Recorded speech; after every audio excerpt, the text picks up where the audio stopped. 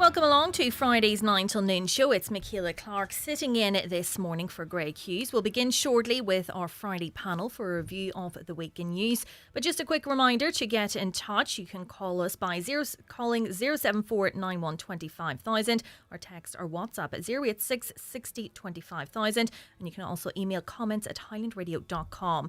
Joining us for the first hour, though, I'm delighted to introduce Katie Turrell McCafferty, community campaigner. Good morning to you, Katie. Good morning. And we're also joined by Councillor Martin Harley, who is the Cahirlock of the Lifford Northern Municipal District. Good morning, Martin. Good morning, Kate. And last but not least, Councillor Donald Mandy Kelly, the last Cahirlock of Donegal County Council and a councillor in the Letterkenny Milford Municipal District as well. How's things, Donald? Good morning, Michaela, and to all your listeners, and Katie and Martin there as well. So we're going to start with drug use. We saw concerning figures published yesterday by the Health Research Board, which showed that cocaine use increased from 1.5% to 93.2% per 100,000 people between 2020 and 2023. It's been described as the perfect storm with higher availability of the drug, its purity and affordability. These are very concerning figures indeed. We'll start with yourself, Katie. What is your reaction to that? I was quite shocked at the figures actually, and the fact that they're saying it's affordable now, more affordable, because cocaine always used to be the drug of what we used to call the city dealers in London, you know, because it was so expensive. But it's just it's a life ruiner, you know. I've had a friend who had been a cocaine addict and she lost all her teeth, her nose was collapsed. This was in London, and it just ruins lives because at some point it might be affordable now. In the future, it might not be, and people just go to desperate measures to be able to afford cocaine, you know. And it was always kind of considered a real hardcore drug, but now seeing how widely used it is, that is frightening. Really, really frightening. I mean, there's figures out that that I think was the Bank of England actually did it. That, you know, £20 notes, something like 80% of them had traces of cocaine on them. You know, it's just crazy. And you know, it was a drug that was out of reach for a lot of people. So sulf was actually the working class version of cocaine, and you know, I just think it's crazy, and as I say, it's a life ruiner. It really is, and we need to look at the root causes of why people, you know, turn to drug use. It's okay if it, you know, some people say, oh, it's all right, it's just a recreational drug. I use, you know, might use it on a Saturday or whatever. But then it becomes habit forming, and we see the road that goes down. Absolutely. Councillor Donald Mandy Kelly, have you heard from constituents? Is there any concern locally about an increase in drug use, particularly relating to cocaine? Yeah, Michaela, listen, I suppose this is something that we've been really made aware of, I suppose, in recent years, you know, and you know, the figures speak volumes. It's shocking. You know, I think this drug, particularly cocaine, has become more accessible, and you know, maybe myself, talking of my own and my own opinion, maybe I'm one of the lucky ones here because, you know, I know very little about drugs, only from what I read. But I do know that drugs such as cocaine seems to have gotten very, very popular. You know, and it's in high demand as the figures show. And you know, it's definitely a massive growing problem. You know, and I'm told as well, Michaela, you know, that the drug has gotten more affordable due to the high demand, and it's also very easy to get, which is very, very scary, you know. And you know, the figures clearly show, you know, that our discharges from acute hospitals is soaring. Cocaine-related psychiatric admissions has increased, and the usage. And that's it. It's the fallout of that. Them psychiatric admissions. Then it's the mental health impacts and the impact on people's overall health that I think, you know, as Katie was saying there, it's a recreational drug. Somebody might take it at the weekend, but it's the lasting impact of that, even once if they use it. That's for sure, Michaela. And like, it's like all drugs, you know, the harm they do, I suppose, for youth particularly, it's unseen, and in some ways, in the recent times, it's nearly become the norm, which is very, very scary. And you know, we see even now there's more cases of overdosing as well, which is scary. And whether that's a case of the drug being more pure, which seems to be the case, but it's a very scary time for youth of today. I suppose if you go back to my own generation, I'm not that old. I'm only in my early 40s, but I suppose if you go back to that time, drugs was kind of unheard of then when I was growing up, whereas now they're very accessible. And you're afraid for your youth. I mean, Absolutely. my own young fella there is 13, 14 years of age, and it's a worry that you always have. And I'm sure every family is the same, but as scary as it is, it has destroyed lives. It has destroyed relationships, families. And how we clamp down, it's not for us, I suppose, but we have to make people just more aware the dangers of drugs. And I suppose listening down to, if you like, our customs and our borders to try to clamp down and ensure that they can capture these amounts of drugs that's coming into the country.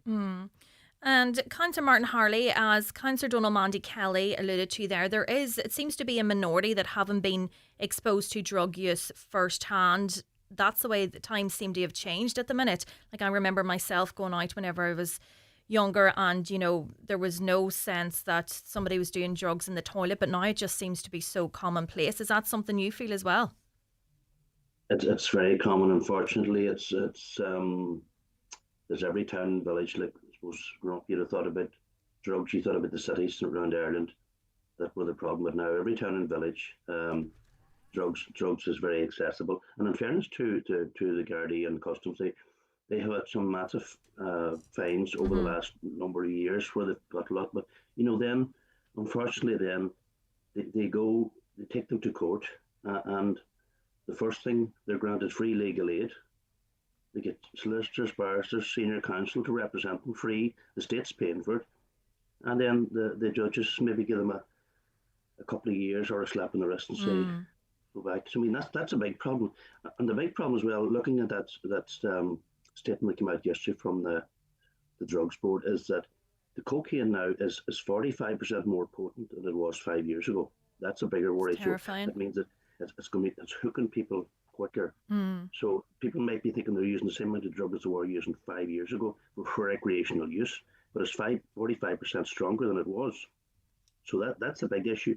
As well, 130 people died of drug use last year. I mean, when we look at statistics for road traffic and for everything else as well, this is something we don't really hear much about. Yeah. As well, 24, there was 5,289 cases treated. I mean, we talk about our hospitals and our A&Es being overcrowded. Yeah, that's having a huge impact then as well. That's having a massive impact there that we don't seem to think that's not happening. That's 5,000 times that somebody had to be seen. That's not 5,289 people. That could be people. It could be someone that could be seen 8 or 9 times. Yeah. So that's not statistics of persons. That's the amount of visits. So these are the things that we're talking about. It's a whole society, an entire societal impact as well. Yourself, you do sometimes consider if you're going out and about, could somebody be on drugs? You don't know how they would react, and it could be the wrong place, wrong time. You don't know what impact drug use has on people's mentality whenever they're out on the streets either. That's the scary thing too. Yeah, to see the problem is as well. Like I'm in the bar game 35 years, and people, you can see it now when you see people that are in fights on the street, and they seem to have more power because a lot of there's drugs involved. They don't even actually know their own strength, and they don't actually know what they're doing half the times. And this is a big problem. Yeah. This is a massive issue where before you knew it was alcohol 20 years ago. You knew it was alcohol that was in their system. Now you don't know what's in the system. Yeah. And your role in the Vintners Federation of Ireland as well, speaking to other publicans, is this an issue that is witnessed right across the country? It is, of course, right across the country. We've discussed it at many vintners meetings, and it's a massive issue. And you're cleaning up you're cleaning up the toilets tonight and you're finding the small empty bags that are there, and that's a problem right across the country, no matter whether it's from west of Ireland to the east of Ireland. It's not a there's no demographic in it. And Yeah. plus as well, you look at it now, the people that are getting treated are aged between 15 and 64. One time it was 20 to 35-year-olds. Yeah. So Now it's 15 to 64.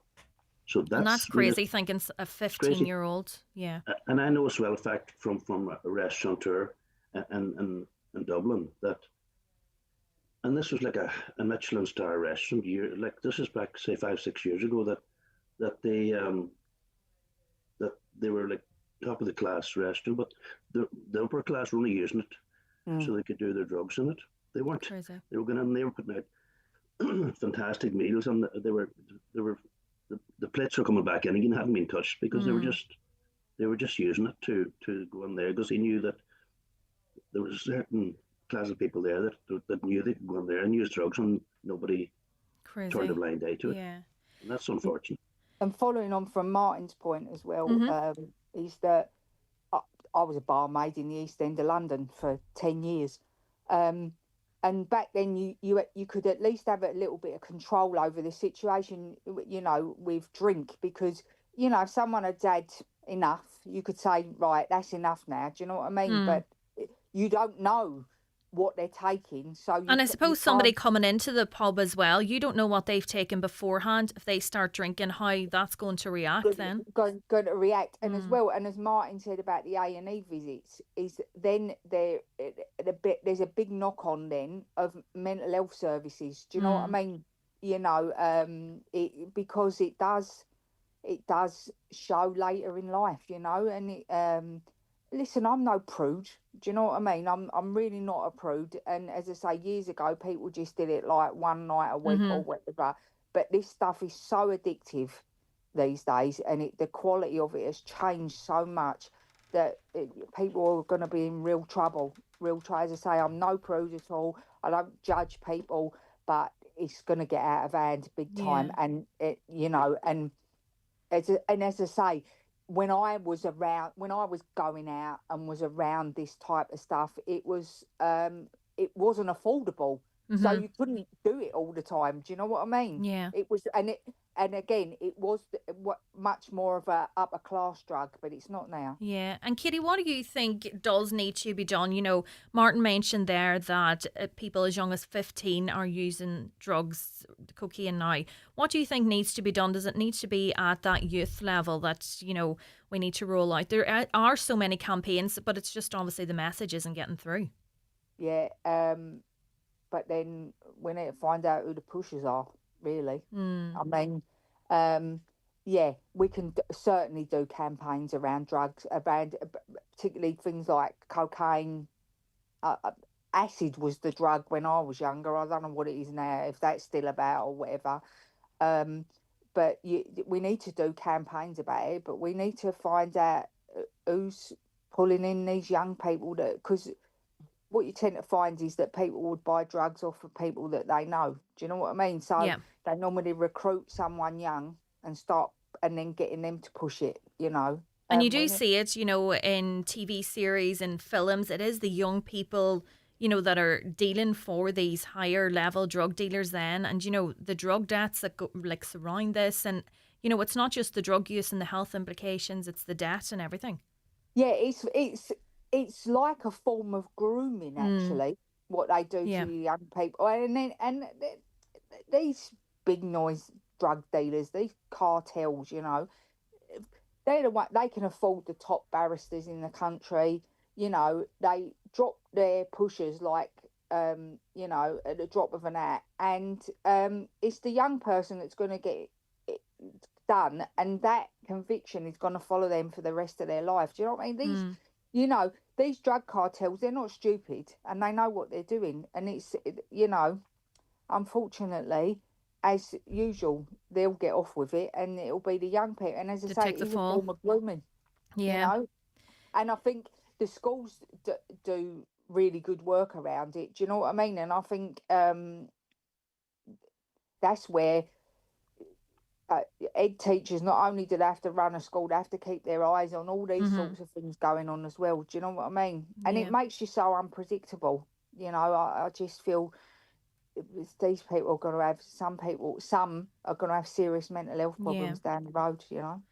Councillor Donald Mandy Kelly, we talked briefly earlier about, Gardaí are making these big drug busts, but obviously the scale of the fines are, into the millions. But when you look at that in comparison to then, the cocaine use at the level that it's at, there's obviously so much coming into the country. And do you think a lot more does need to be done, or what more do you think Gardaí could do in relation to this? Yeah, well, listen, Michael, I suppose the Gardaí, I suppose, are doing their level best. We do see throughout the country that we're massively short on Gardaí in the ground, which is an issue. We have our customs, that is doing their best as well. But there seems to be so much ways of accessing into the country now, and it seems to be coming in all different modes and methods, which is it's very scary, and it's such a sophisticated operation these days. It is, and and these cartels, these are very smart people. You don't underestimate them, and it seems to be a case if they're caught smuggling one way, they always seem to find another opportunity, which is scary, and I suppose it's ongoing. But listen, I suppose I go back to maybe awareness, and we have a lot of great groupings that are carrying out fantastic work, provide fantastic help as well for people that do end up being addicted, and I think our schools, as Kitty has talked about there, they do great work as well, and maybe more so we could be making more awareness through our schools for young kids, that they're supposed to leave and to go into secondary school and things like that. But we also have, unfortunately, not every individual's the same, and you have people with maybe addictive personalities, and maybe try this drug once and they end up getting hooked. And I think it's very important. An old saying, that my mother always preached, is you never judge a book by its cover. You never know what somebody's going through or have gone through, and I think that's important. But, as I say, you have them addictive personalities, but it's important, that people come forward and get the help that has been provided, because, as I say, there's a lot of good groupings there. But just to go off the topic maybe of the cocaine as well, and something that has been brought to my attention, which I brought up in a meeting a couple of months ago as well, Michaela, is the vapes. Mm-hmm. The vapes they contain that CBD now. Then some of them, cannabis oil in them, and this is very scary. And there's a lot of people vaping now, and that cannabis oil and vapes. That's a big barrier, and you see a lot of youth now, and that's a massive cause of mental health issues as well. And something that needs to be. And it's just because it's starting at such a young age now, and teenagers' bodies aren't formed, and it's just, I think it's going to be years down the line before we see the fallout of this. Yeah, without a doubt, but it's something I suppose has to be kept an eye on, as the vapes, and as I say, not to get away from the cocaine. As Kitty says, at one time it was a hard-in drug, but now it's just got so common that it's, and so affordable. It's just very, very scary. We're going to take a quick break, and we'll be back in a couple of minutes. The 9 till noon show with Letterkenny Credit Union. Simplify your debts with a debt consolidation loan from Letterkenny Credit Union. Call us on 074 910 2126 or apply online via our app or in office today. In the lead up to the All-Ireland final, join us for Highland Radio's Road to Croker, supporting the Donegal GA Team Training Fund and the Northwest Special Olympics. We kick off final week with a special big match countdown event at the Clannery Hotel Letterkenny on Monday the 21st at 8 p.m. Oisín Kelly and Brendan Devaney will look ahead to the game with an expert panel of guests. We will also have live entertainment and an exclusive Michael Murphy Sports Donegal goodie bag up for grabs. Tickets priced €20. and are available now on highlandradio.com. Highland Radio's Road to Croker, in association with Highland Motors Letterkenny, and the all-new Renault Symbios. Affordable luxury driving with high tech, from only €249 per month. The Open has arrived at Royal Portrush, and we're bringing the excitement to McGurk's Golf Letterkenny. This week only, enjoy 10% off all clothing, just in time to refresh your wardrobe with the latest golf styles. We've also teed up major deals across a wide range of top brand golf gear, from drivers to putters and everything in between. Visit us at Unit 16, 40 Retail Park, Letterkenny. McGurk's Golf, your game, our passion. TFI Local Link operates evening and weekend services throughout rural Ireland to help you stay connected 7 days a week. We know life doesn't just happen 9 to 5, so if you're commuting, shopping, visiting family, or going out in the evenings or on the weekends, let TFI Local Link take you there. Visit transportforireland.ie. Sometimes it's just bad luck, but sometimes it's negligence. From minor bumps to life-changing injury, every accident has a story. Time to call McElhenney and Associates. They'll assess the situation, advise on solutions, and lead the way if any litigation is to follow. From motor accidents and workplace accidents to slips, trips and falls, call today on 074 917 5989 or find us online. Let's get you started on the road to recovery. McElhenney and Associates Solicitors, Stranorlar. How can we help? In contentious business, a solicitor may not calculate fees or other charges as a percentage or proportion of any award or settlement. Highland Radio Time Checks brought to you by EirGrid, the operator and developer of Ireland's electricity grid. EirGrid, powering up communities, powering up Ireland. The time is... The time is now 26 minutes past 9. Now, some of your comments coming in on that topic. There's an epidemic of cocaine use among young farmers trying to keep themselves going, believes that listener. Morning, if Gardaí wanted to stop drug usage, all they need to do is hang around the toilets in licensed premises on a Saturday night. It's rampant and usage is not a secret. When you see 10 young fellas queuing for the cubicle and they're in and out in 45 seconds, it doesn't take a genius to figure out what is happening. Another listener says, Coke is so commonplace. I've been offered it the same way you'd be offered a drink or a cigarette. And another says, drug dealers are living openly in Donegal. Now, we're going to move on for the time being. So a lot of people would have been questioning this week, should sport not be uniting rather than dividing communities and nations? There's been two topics relating to this week, but we'll start first with a cricket club in County Down, which cancelled a cross-community summer camp, which included children that were due to come from East Belfast GAA this week. And it was on the back of comments made publicly and on social media, and the club then felt the spirit of the camp was being lost, and Orange Lodge did subsequently release a statement as well. Councillor Martin Harley, do you think that this is what's wrong with the country? You know, we can't move on whenever things like this are still existing.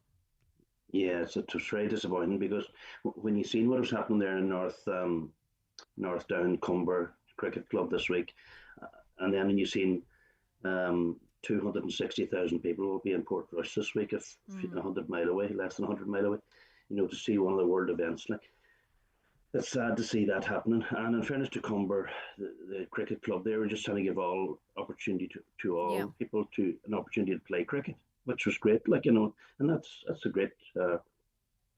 It's great to be able to play different sports and have an idea, and you get a respect for every sport and the skills that are involved in it.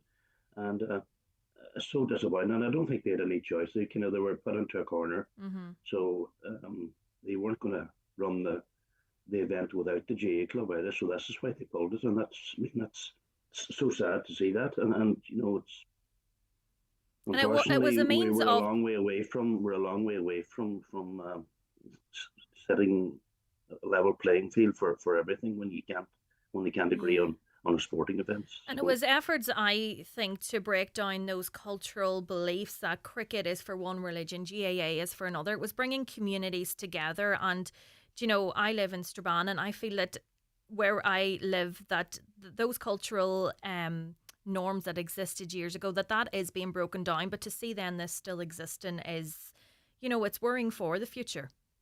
It is worrying. And, you know, I know myself, 1983, I think it was, 83, I was working in Dublin at the time, and I remember the West Indies cricket team, the great West Indies cricket team, Kirkley Ambrose and all the greats there, they came over to Dublin to play a one-day international against Ireland in Rathmines, and I was living in Rathmines at the time, and I used to finish work around 12 o'clock, and I decided I would go down to watch it for a few hours because I'd never seen it, and I thought, it was a great experience, and I'll never forget it. And that's unfortunately it's 42 years ago, but I still remember that day watching those great players. And you know what? I didn't go down. I didn't think I shouldn't be here because it's not part of my religion. That was the last thing in my head. I just wanted. I love sport. Didn't matter what sport, and religion shouldn't come into sport whatsoever. Yeah. It doesn't matter.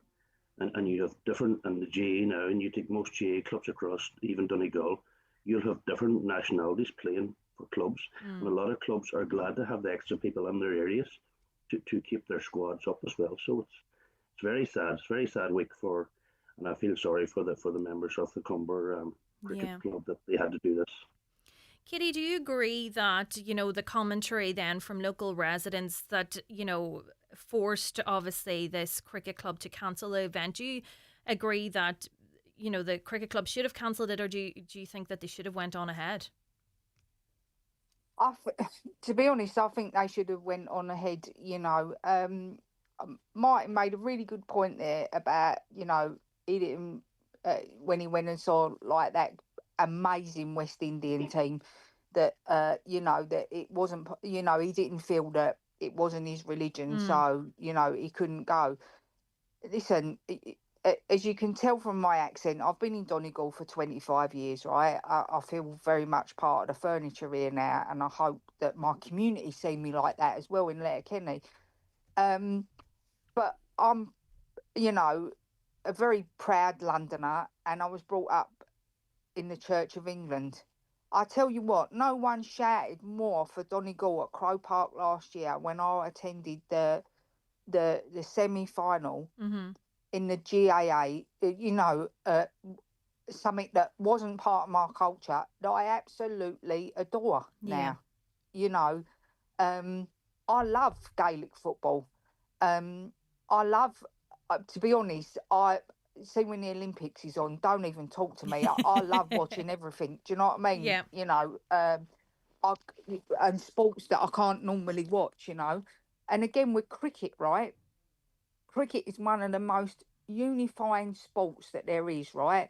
There's no religion attached to it at all.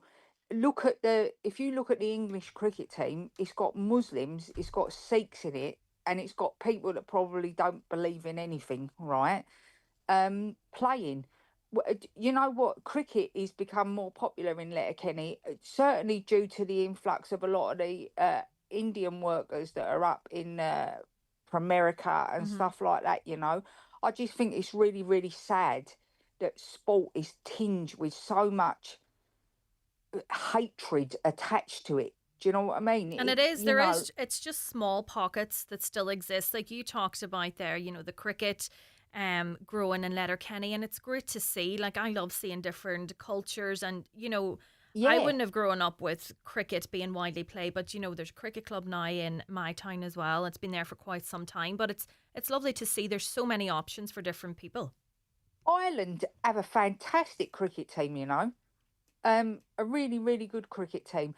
Cricket's always been really important to me. In fact, such a sad thing, but at least he was doing something he enjoyed. My dad actually died watching cricket. He was only 39 and he had an heart attack, right? Oh God. But he was watching a test match in 1975, watching cricket, something that brought him so much joy. Do you know what I mean? So, there's your lesson in life. Just live life and enjoy it. And if you don't like cricket, that's fine. Personally, I'm not into golf, right? Yeah. Golf doesn't float my boat. But am I delighted to see what the world stage is seeing up in Portrush, seeing what we can do in this country? Do you know what I mean? And put on fantastic sporting events, And that's a perfect example of bringing everybody together. It's great to see, and just the buzz right around the Northwest for it. Absolutely.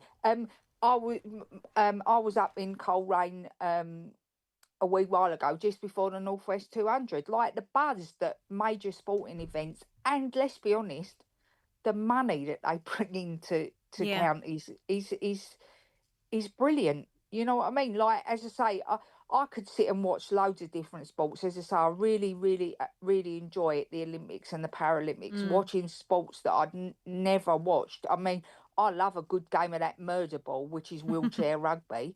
The first time I was like, oh, watch the person. Then I'm like shouting to flip the person over. Do you know what I mean? It's Yeah. amazing. And that. And the one thing I will say about, you know, sports being uniting of people, I'm a Millwall fan, right? I'm a Millwall fan, and when I moved to Donegal, I thought, oh, this is great. I haven't got to put up with West Ham fans anymore. And my next door neighbour, who's very well known in Letterkenny, is actually a West Ham fan. I was like, I can't even get Typical. away from him over here. Do you know what I mean? That's the only bit of sectarianism that I get involved in is West Ham. Really, do you know what I mean? I know. Councillor Donald Mandy Kelly, it was confirmed this week as well that GAA Palestine were no longer coming to Ireland because of visa issues. Do you think that the government could have done a lot more whenever we think there's 33 children who were looking to escape, you know, the reality of their life over there? Yeah, Michaela, I just want to touch first on the cricket club, if that's okay, and then I'll come in on the Palestine. But you know, I think you're right. You know, sport has a unique power to bring people together. And you know, first of all, I want to commend the County Down Cricket Club based in Comer for the initiative that they set out on the way of this summer camp. You know, and I feel it is unfortunate that this club had to cancel because of abuse received online. You know, and religion it shouldn't be an issue anymore. No, I feel myself personally, we're in 2025, and I feel it's very unfortunate that some people, you know, still live in the past instead of moving forward with the times. And, you know, I suppose it's up to us all, if you like, to ensure that each and every individual is treated equally and respectively as well and feel included. And, you know, I always feel what better way than through sport, having fun. And, you know, so I applaud this club in Comer for the initiative that they're setting out, you know. And, you know, even our local authorities there and community groups, there's a lot of good work going on to ensure inclusiveness. You know, it's important to point that out. But, you know, I can't feel, but I read a statement one time and, you know, I thought it was very strong and a very good statement. And it went like this here, Michaela, just say it. Openness is not a threat. Respect is not surrender. And our culture is not so fragile that it can't be shared. You know, and we're known here in this country for being good-natured and welcoming. And, you know, I think it's important that we keep that going forward, you know. And that respect is a huge thing, you know, even relating to this County Down Cricket Club and, you know, the Orange Lodge's involvement then, you know, the club, they wanted, as you highlighted there, they wanted to do something, you know, on cross community basis and bring cultures together. And I suppose they wanted to get in at the youth as well. Yeah, without a doubt. And I applaud them for the initiative they're setting out. You know, I think it was fantastic. And I think it's very unfortunate that it had to be cancelled, you know.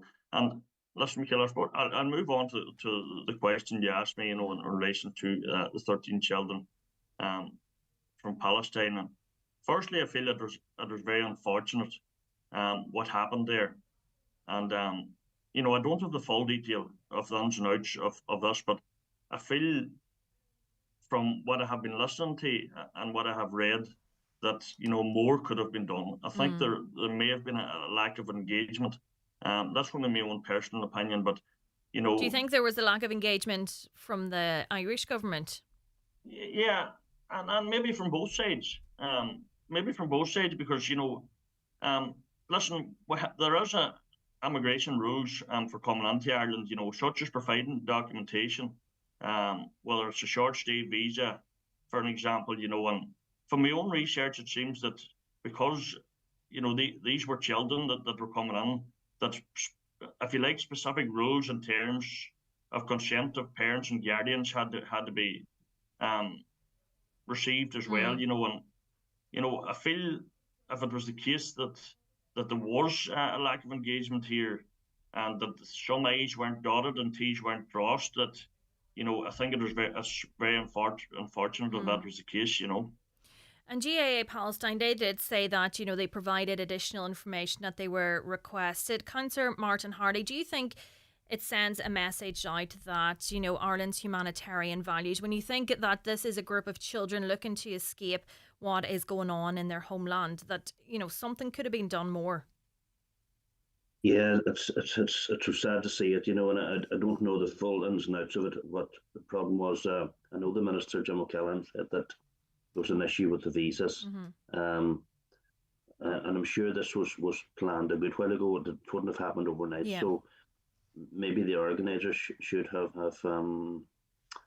got in touch earlier and had somebody working on it to make sure that it would happen, that it wouldn't come down to visas at the finish up. I suppose that there's child protection issues as well, and it was mentioned as well. And we have to protect children no matter what.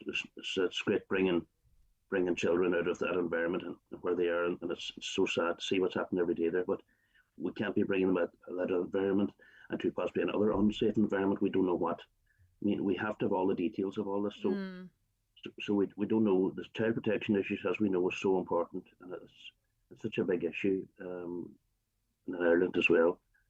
So we the full details of it, but I think maybe more work should have been done behind the scenes. Yeah. That they had somebody working directly to make sure the visas were sorted, because they'd have known this would be booked months ago, and it could. I think there was enough time to possibly have somebody dealing with it directly to ensure that it did happen. So yeah, I think that's the unit.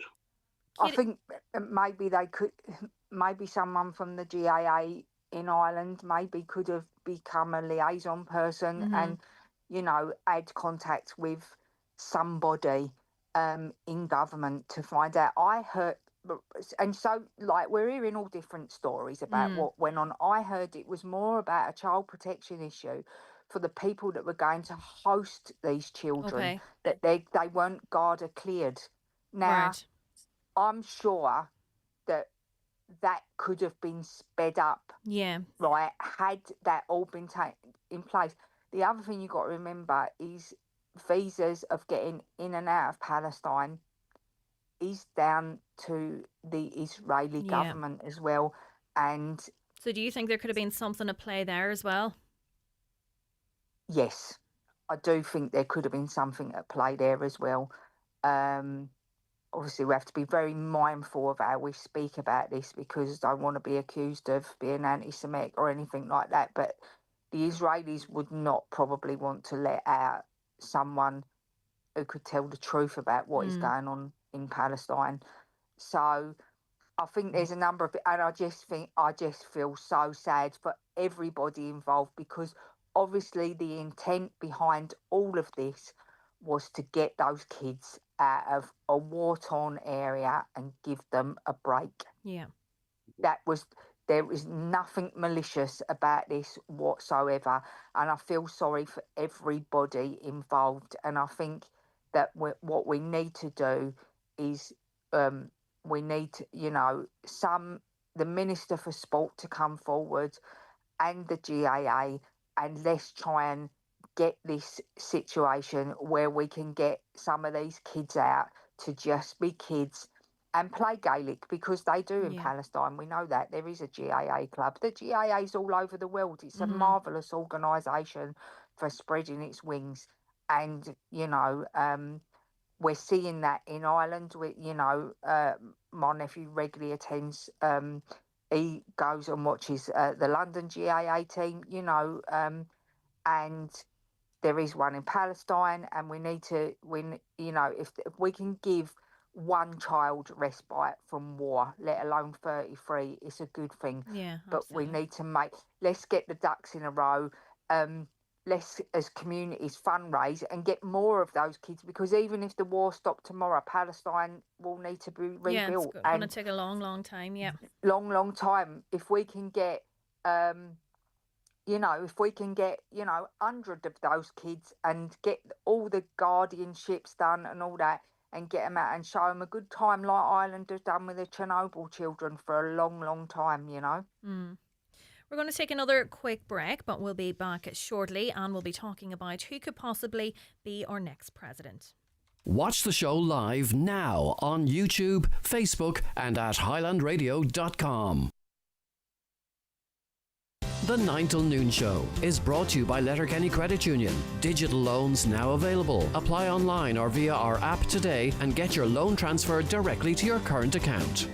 If you're aged 59 to 70, we will invite you for a free HSE bowel screening home test. Screening can help find signs of bowel cancer early, before any symptoms show, making it easier to treat. Scientists have said Arena 7 fun levels rival riding a unicorn through space. And they're right, with bowling, laser quest, a kids adventure centre, a pool hall and more, all under one roof. Arena 7 in Letterkenny is your ultimate family destination this summer. It's the 50% off mega summer sale at Right Price Tiles and Wood Flooring. Up to 50% off all tiles, wood flooring, outdoor porcelain tiles, cladding and bathware. Everything in store has been slashed in price. The Right Price Tiles and Wood Flooring 50% off mega summer sale. Stores nationwide. Sale ends Sunday. My Future Fund, the new auto-enrollment retirement savings scheme, is coming. You pay in, your employer pays in, and the state tops it up. It all adds up to a great way to save for your future and something to look forward to. For more information, visit gov.ie/auto-enrollment. Brought to you by the Government of Ireland. Looking at the Kia Sportage? Call to Heron Auto Donegal, where for just €1,500 more than the diesel model, you can upgrade to a hybrid automatic with a bigger boot, spare wheel option and finance from just 3.9%. Drive smarter, drive further and drive with confidence with Heron Auto Donegal Town, your trusted Kia main dealer. Book your test drive today at Heron Auto or visit heronauto.ie. Do you have what it takes to make it in radio? Ever dreamed of making it as a presenter on your favourite station? Then we want to hear from you. Learning Waves is recruiting for its nationally recognised radio presenter course. Apply now to learn how to research, produce and present great radio content and get real-life experience in an independent radio station. Make a demo and get your voice on air. To find out more, visit learningwaves.ie. Closing date for applications is 5 o'clock on the 25th of July 2025. This course is designed and delivered by Learning Waves SkillNet and is co-funded by the Government of Ireland and the European Union. Don't delay when you get your bowel screening invitation. Call us today on 1800 45 45 55 or visit bowelscreen.ie. From the HSE. The 9 till noon show is brought to you by Letterkenny Credit Union, with monster loans available up to €60,000 for all occasions. Visit letterkennycu.ie. Country Sundays at the Clanry Hotel, Letterkenny. This Sunday, there's Jerry Guthrie and his band dancing from 9 till 11. Admission €20. Doors open from 8 with support artist from 8:15. And there's music afterwards in McGettigan's Bar. Coming attraction Sunday 17th of August, there's Jack Coe. But this Sunday, it's Jerry Guthrie at the Clanry Hotel, Letterkenny. Connolly's Audi Sligo is bringing the showroom to you. Join us on Canal Road, Letterkenny from July 14th to 19th for the 252 Audi All Access Test Drive event. Experience the thrill of driving the all-new Audi A5, the impressive Audi Q7 or the refined Audi A6 all in one place. Explore our full range of petrol, diesel, plug-in hybrid and fully electric Audi models. Don't miss this chance to test drive your dream car with Audi Sligo. To book your appointment, call 071 911 5333 or visit connellys.ie. A public interest message from Donegal County Council. To continually improve our customer service, we're introducing a new online payment system called MyCoco. This will be rolled out on a phased basis and will initially be offered to our housing rent customers and then to our housing loan and commercial rate customers. Visit donegalcoco.ie/mycoco for more information and registration details. Donegal County Council, serving its customers and supporting local businesses. Does 2 All-Ireland final tickets and an overnight stay in Dublin the weekend of the big match sound good to you? Well, Highland Radio has teamed up with AirGrid and one lucky listener will win tickets for the All-Ireland Senior Final at Croke Park on Sunday 27th of July, plus a stay in the Harcourt Hotel in the centre of Dublin the night before the big match. Tickets are just €5 or 3 for €10 and can be bought now at highlandradio.com. The winner will be announced on the 9 till noon show at 11:45 on Wednesday the 23rd of July. More details at highlandradio.com. Highland Radio weather updates with McElhenney's. Find amazing savings across our departments with up to 50% off your favourite brands in our summer sale. Discover more in-store or shop online at mcelhenneys.com today. Today's weather, mostly cloudy this morning with patchy light rain or drizzle. It will gradually brighten up through the day with some sunny spells and scattered showers developing. Highest temperatures of 17 to 20 degrees. Now this week things have progressed a bit in terms of the upcoming presidential election. There's still a few months to go, but Catherine Connolly has confirmed her intention to run, and former EU Commissioner Midlands North West MEP Mairead McGuinness will be Fine Gael's candidate. We'll come to you on this first, Councillor Martin Harley. I presume you will be supporting Mairead McGuinness as a party colleague. Yeah, I think firstly, I do feel that Michael D. Higgins will be a very hard act to follow. I think he was a fantastic ambassador for 14 years. And I always remember one lasting point. I remember meeting Mairead Newmany 7 years ago when he got the second term. And I remember her telling me that she was out playing music at an event in Italy, a European event where the world leaders were there. And she said she was never so proud to be Irish. The fact that when Michael D got up to speak, he spoke in 4 different languages, and most of the national leaders only spoke in 2 languages. And she said she was very proud to that he was her president on the day. And I think that's important before we move on to the next person. So it's a hard act to follow. Yeah. Mairead McGuinness has fantastic European experience. I mean, she was the Vice President of the European Parliament for 3 years, between 17 and 20. She's with the European Commissioner. She knows on the ground as well. She would have been a journalist with the Farmers Journal before she went into politics, and she would have been the editor of the Irish Independence farming supplement as well. So she knows what's the grassroots in Ireland as well, very well, and I think she will be a fantastic ambassador. Do you think her profile, she has a massive profile in Europe and she's been in Europe for so many years, do you think that could affect her negatively, that she wouldn't be maybe as well known here? Well, I know by what was she always got when she ran for Europe, she always got a massive vote. She always topped the poll in the Midlands Northwest constituency. So I think she will be very well known. See, through the farming, before she went into politics, through her farming profile, I think that give her a high profile. So she was well known in circles prior to that. So it's hard to know. We don't know who's going to be in the field yet. It's a long time till November when the election has to take place. So we don't know who's going to turn up yet. There could be. There's talk of Packy Boner could be in the field as well, so we'll be in a bit of a predicament here in Donegal if Packy ran. So, but we don't know. We'll see what the final field is. But I know Mairead McGuinness will be a very good ambassador for Ireland, and I know she would represent us greatly at a world level. Kitty, what do you think in relation to this? There's so many names being speculated as well. We have Mary Lou McDonald's name being tossed about there as well, but Sinn Féin hasn't confirmed if they're running a candidate or who they would run.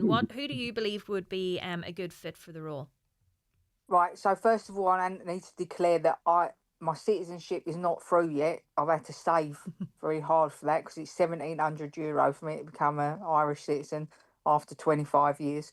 So I don't actually get a vote as it stands. Out of the 2 candidates that have been put forward so far, Catherine Connolly would be my choice. Can I just say, though, that I am pleased that a number of women are being mentioned. I think that that's a real step forward, although we've had some great women presidents like Mary Robinson and Mary McAleese as well, but it's nice to see that there's women coming forward. Catherine, for me, I think look, there's no doubt Michael D is going to be a hard act to follow. He has been a fantastic president. You knew that he was going to represent Ireland really, really well. And I think that she's in a similar genre, actually, Catherine Connolly. I think she'll be very much wanting to represent the best of Ireland, and I think could hold her own on the international stage as well.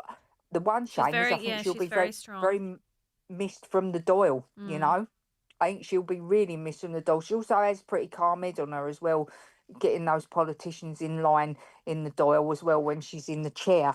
So for me, it would be, if I had a vote, and I won't have a vote because my citizenship won't be through in time, but for me it would be Catherine Connolly. Other names that have been put forward, well, there's one name that I won't mention, but I think we all know who he is. Yeah, I think we could all guess. I'm glad he's getting nowhere near it. And do you think that that's the way the democracy in terms of the presidential election works, that they have to get so much support? Do you believe that this is where it plays an important part, so the likes of, say, Conor McGregor can't get on the ticket? Yeah, but it's a very strange system for me, obviously, because I've come from, you know, a monarchy. So, but I think, there has to be. I think it's still very democratic because we have elected those people to represent us, that then go on to do the nomination for presidency. So, you know, it comes from county councils and stuff like that. I mean, I think we need to sort of look at the whole overhauling of certain things like the Shannon and stuff like that. But I'm very glad for the system that is there at the moment, in this moment in time. Yes. Donald Mandy Kelly, in terms of Fianna Fáil, they haven't confirmed if or who they're going to put forward, if they are going to put forward a candidate. But as Martin mentioned there, Packie Boner has been talked about, and Pat the Cope Gallagher as well. Have you any insight into this? Yeah, well, I think, Michaela, I'll be quite honest with you. I think in the present minute, there's only one man that comes to my mind that should be our next president. And that's Jim McGuinness, if he'd love her Sam Maguire back to the Hills next Sunday. Everybody be voting, he'll have every vote in Donegal. So, listen, getting back to Michaela, listen, there's talk of Packie Boner, surely, and Pat the Cope Gallagher. And listen, two massive names, two very popular men, and listen, I suppose Pat the Cope particularly, he has a wealth of knowledge and experience through politics. He's been a politician all his life. So listen, there's a lot of names there. That's a fair time now to November, and it's going to be an exciting time and very interesting time over the coming weeks. So listen, we'll sit back and see how it goes. But definitely, if I'm not saying if, when with his Sam back to the Hills. I think very Jim confident should throw there. his name in the hat. We could talk about this all day, but unfortunately we have to leave it there. Many thanks to Katie Tyrrell McCafferty, community campaigner, Councillor Martin Harley, who is the Kirloch of the Lifford Stranorna Municipal District, and Councillor Donald Mandy Kelly, Laska Kirloch of Donegal County Council, and a councillor in the Letterkenny Milford Municipal District as well. Thank you so much for joining me this morning, and the news at 10 is coming up. The 9 till noon show with Letterkenny Credit Union, now offering mortgages from €40,000 to €600,000 with no hidden fees or transaction charges. Letterkenny Credit Union, 9102127. Teagasc will hold a beef and suckler farm walk on Tuesday, 22nd of July at 7 p.m. on the farm of Thomas Hutchinson, Gulladuff, Moville, F93YH31. Adam Woods from the Irish Farmers Journal will be speaking at the event, and topics on the night will include beef forecast and outlook and summer dosing protocols. All are welcome. The Dreams and Sofa Time Spend and Save is now on at our new store in Crescent Link Retail Park, Derry. Save 10% when you spend over £750. Choose from a wide range of exclusive beds, mattresses and sofas. Plus interest-free credit available on everything. But hurry, ends Sunday. Foster carers are urgently needed in Donegal. If you have space in your heart and home, you could change a child's life. Contact Orchard Fostering today on 074 9706 109 or visit orchardfostering.ie, because every child deserves a safe and loving home. Summer toys at Tinny's Toys. Everything for an outdoor summer. Swings, slides, trampolines, goalposts, rebounders, sand table, wheelbarrows. Of course, we also have our massive range of kids, pedal and electric toys. Need something for those rainy days? Well, we've that covered too, with the likes of Brooder Toys, Lego, Marvel Toys, books and more. Call into our store on the Leck Road, Letterkenny, or shop online at tinnystoys.com. Tinny's Toys, much more than just farm toys. Dan Boy. McGowan Hearing, your audiologist experts now in Letterkenny, Buncrana and Carndonna. Book your free hearing aid consultation in our clinic or your home across the northwest and beyond with Dara McGowan on 07191 00208.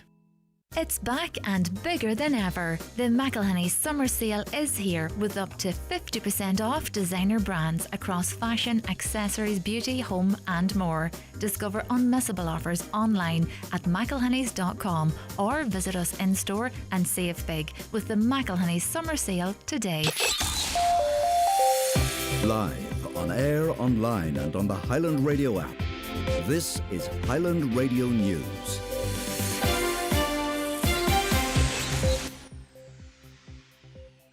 Good morning. It's 10 o'clock. Donald Kavanagh at the news desk. Taoiseach Simon Harris says he believes the Competition and Consumer Protection Commission has a role in investigating hotel prices in Dublin, particularly at times of major events. He was responding to Donegal Deputy Pearse Doherty, who said those travelling to the capital for sporting events and concerts in the coming weeks will be facing considerable bills if they want to stay overnight. It's now a situation where you can get a week's sun holiday for cheaper than 2 nights in Dublin. It is absolutely scandalous. And I've raised this with you. I've raised it before with government and nothing is happening. So I'm going to ask you now, are you going to do anything about the rip-off and the price gouging that happens every summer, whether it's people trying to take their families up to watch our national games, whether it's people going to gigs here, or indeed tourists coming in? It is scandalous. It needs to end.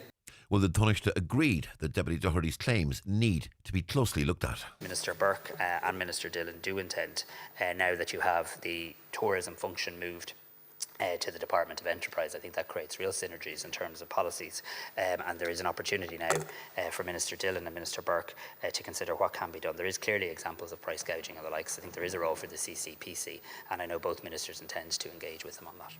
Local councillor is calling for urgent discussions over concerns about access for emergency crews to the ferry pier on Arranmore Island. There are major problems, we're told, as a result of large numbers of people parking there. Earlier this week, the Arranmore emergency first responders were called to assist in a time-critical medical emergency involving Rescue 118. However, the crew had difficulty reaching the patient because of the large number of cars parked on the pier. Councillor Micheál Cullumagla Aspach says it's a very risky situation. The fact that we don't have enough harbour masters, the fact that we don't have enough bylaws on all our piers and harbours plays into this here. So we need to employ more harbour masters, we need to employ more staff, we need to get the bylaws into place, which that I've been calling for a very, very, very long time. And the other thing is that we need to do is we need to make sure that we're communicating clearly at a busy time of year with the wider community. It's not acceptable just to park willy-nilly wherever you want. People's lives are at risk here. There are plans to build a new Championship Links golf course in County Derry. Details about the site at Bellarina were announced as the Open was getting underway in Portrush, 20 miles further up the north coast. It's hoped the new course, which is being developed by the Galgorm Connection, will open in 2029. They say the plan is if they get the go-ahead, they'll begin construction next year. The UK government is being urged to act to address the shocking scale of violence against women and girls in Northern Ireland. A committee in Westminster has heard how almost 100% of women in the north have experienced at least one form of gender-based violence. It wants urgent funding to tackle online abuse and a more joined-up response to tackling violence against women and girls. Tonya Antoniazzi is chair of the Northern Ireland Affairs Committee. There has to be a considerable amount of concentration on dealing with this issue around women and girls, and also looking at improving the conditions that girls have in school, talking about relationships, talking about what is healthy, and also dealing with the issue of how boys and men, how they deal with women and they treat the women in their families and communities. Repairs to a burst water main may cause supply disruptions in Letterkenny and surrounding areas today. Works set to take place until around 3:10 this afternoon. Works also underway to repair a burst water main in Ranafast with a projected completion time there of 2 o'clock. And the Education Minister is being asked to consider introducing a mandatory 3-week Gaeltacht course for Leaving Cert students. It's hoped it would give young people increased fluency, seen as a good way of strengthening the Irish language overall. Julian Despain of Conran na Gaeilge says it's one of a number of ways that are there to potentially improve the spoken language. We also need to look at what we're doing in the schools when it comes to the teaching of Irish. And we've been saying for a number of years that if you were to change what we do in the schools, bring in the CF4, the Common European Framework System, which is basically a skills-based system that would focus more on the oral side of the language, that would make a huge difference as well. Weather forecast mainly cloudy this morning with patchy light rain or drizzle, gradually brightening up through the day with some sunny spells and scattered showers, developing top temperatures of 17 to 20 degrees Celsius in light to moderate west to southwest winds. And that's Highland Radio News. We're back with news headlines again at 11 in the interim. Check all the day's news on our website, highlandradio.com. But for now, from the news team, good morning.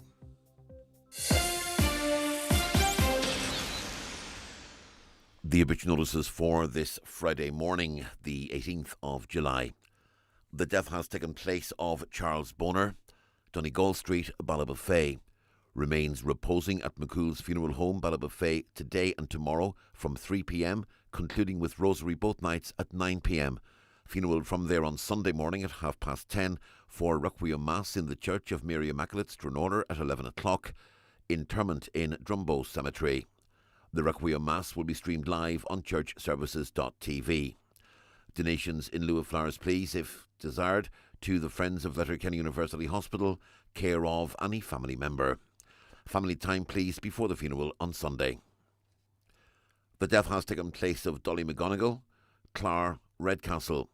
Dolly's remains are reposing at her home. Funeral from there on Sunday at 1:30 for 2 o'clock funeral mass in St Columba's Church, Drung, followed by interment in the adjoining cemetery. The funeral mass can be viewed live on stcolumba's.drung.net. Family flowers only, please. Donations in lieu if desired to the Donegal Hospice, care of any family member or Eamon McLaughlin, funeral director. The death has taken place of Edgar Scott, Forest Lodge, Hornhead, Dunfanaghy, and Maharallen, Craigavon, Armagh. Wake today from 12 noon to 10 p.m. Funeral service in the Presbyterian Church, Dunfanaghy, tomorrow morning at 10:30, followed by private cremation at Lakelands Crematorium, Cavan at 4. Family only, please. Family flowers only, please. Donations in lieu if desired to Northwest Addiction Services, St Eunan's Terrace, Letterkenny, care of any family member or James Harkin, funeral directors, Creasla. Family time, please, before the funeral tomorrow. The death has taken place of Joyce Cook, Rashini, Clonmany. Her remains are reposing at her home. Funeral from there tomorrow morning at 10:15, going to St Mary's Church, Clonmany for 11 o'clock Requiem Mass, with burial afterwards in the adjoining cemetery. The funeral mass can be viewed on churchservices.tv. Family flowers only, please. Donations in lieu if desired to Carndonagh Community Hospital Patients Comfort Fund, care of any family member or Comiskey funeral directors. The house is private, please, from 10 o'clock tonight. The death has taken place of Willie Hegarty, 6 Ardlonan, Long Lane, Letterkenny, formerly of Rossuela, Old Town, Letterkenny.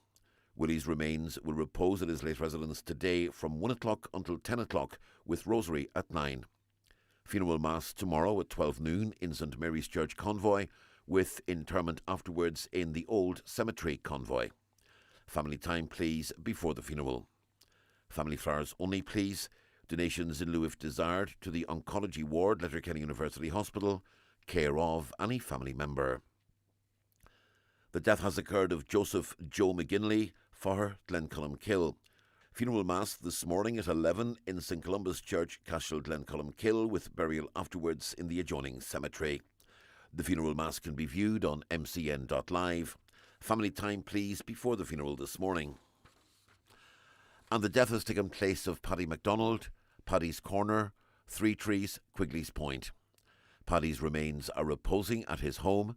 Funeral from there tomorrow morning at 10:30 for 11 o'clock funeral mass in Sacred Heart Church, Muff, followed by burial in the adjoining cemetery. The funeral mass can be viewed on mcnmedia.tv. Family flowers only, please. Donations in lieu if desired to Letterkenny University Hospital, care of any family member or Eamon McLaughlin, Funeral Director. Family time, please, before the funeral tomorrow. For family information and more details regarding wakes and funerals, please go to highlandradio.com.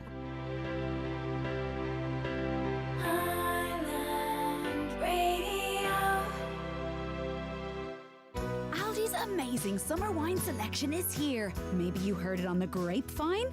Including a deliciously fresh and zesty organic New Zealand Sauvignon Blanc, an angelic Sainte Victoire Provence Rosé, and a dry and rich French Merlot from Languedoc.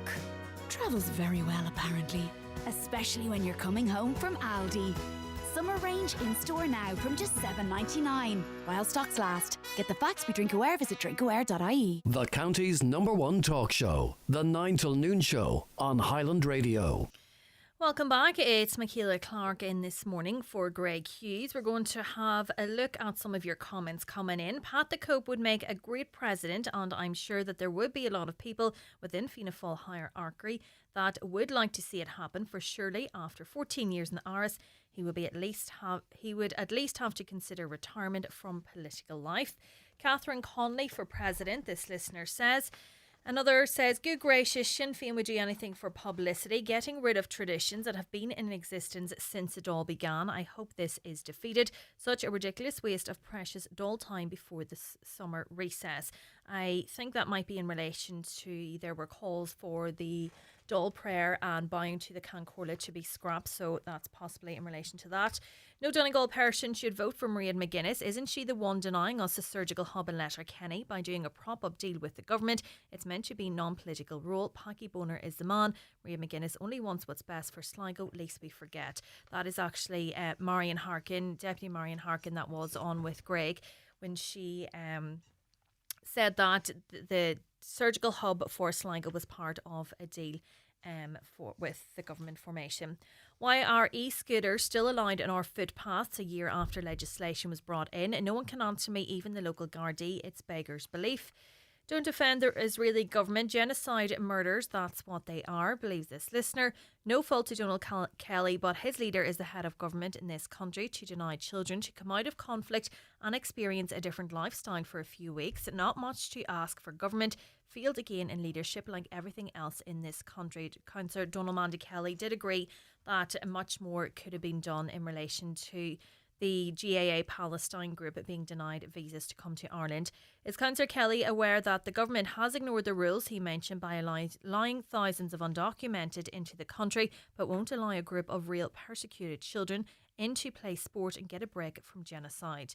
A lot more came into the country, this listener says, since the war in Ukraine, especially in the early stages, with no visas, etc. at all and no right checks.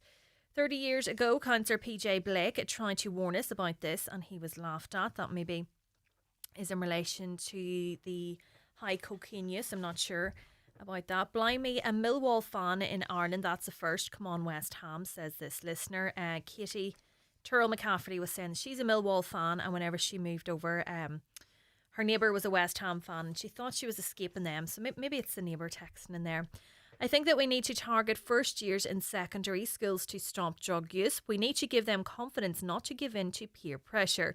People who've experienced drugs should come in and give talks about how their life was destroyed along with their families. We need to prevent drug issues, not work on recovery. That's it. There's no point acting when it's too late. And I talked about it during the first hour that there are so many campaigns, but obviously the issue isn't getting through, and there's such a focus on dangerous driving now and driving under the influence that maybe, we've shifted our focus to that a lot, obviously to prevent fatalities on the road, that there's so many elements that need to be targeted, and it's trying to pitch it correctly to get results out of it.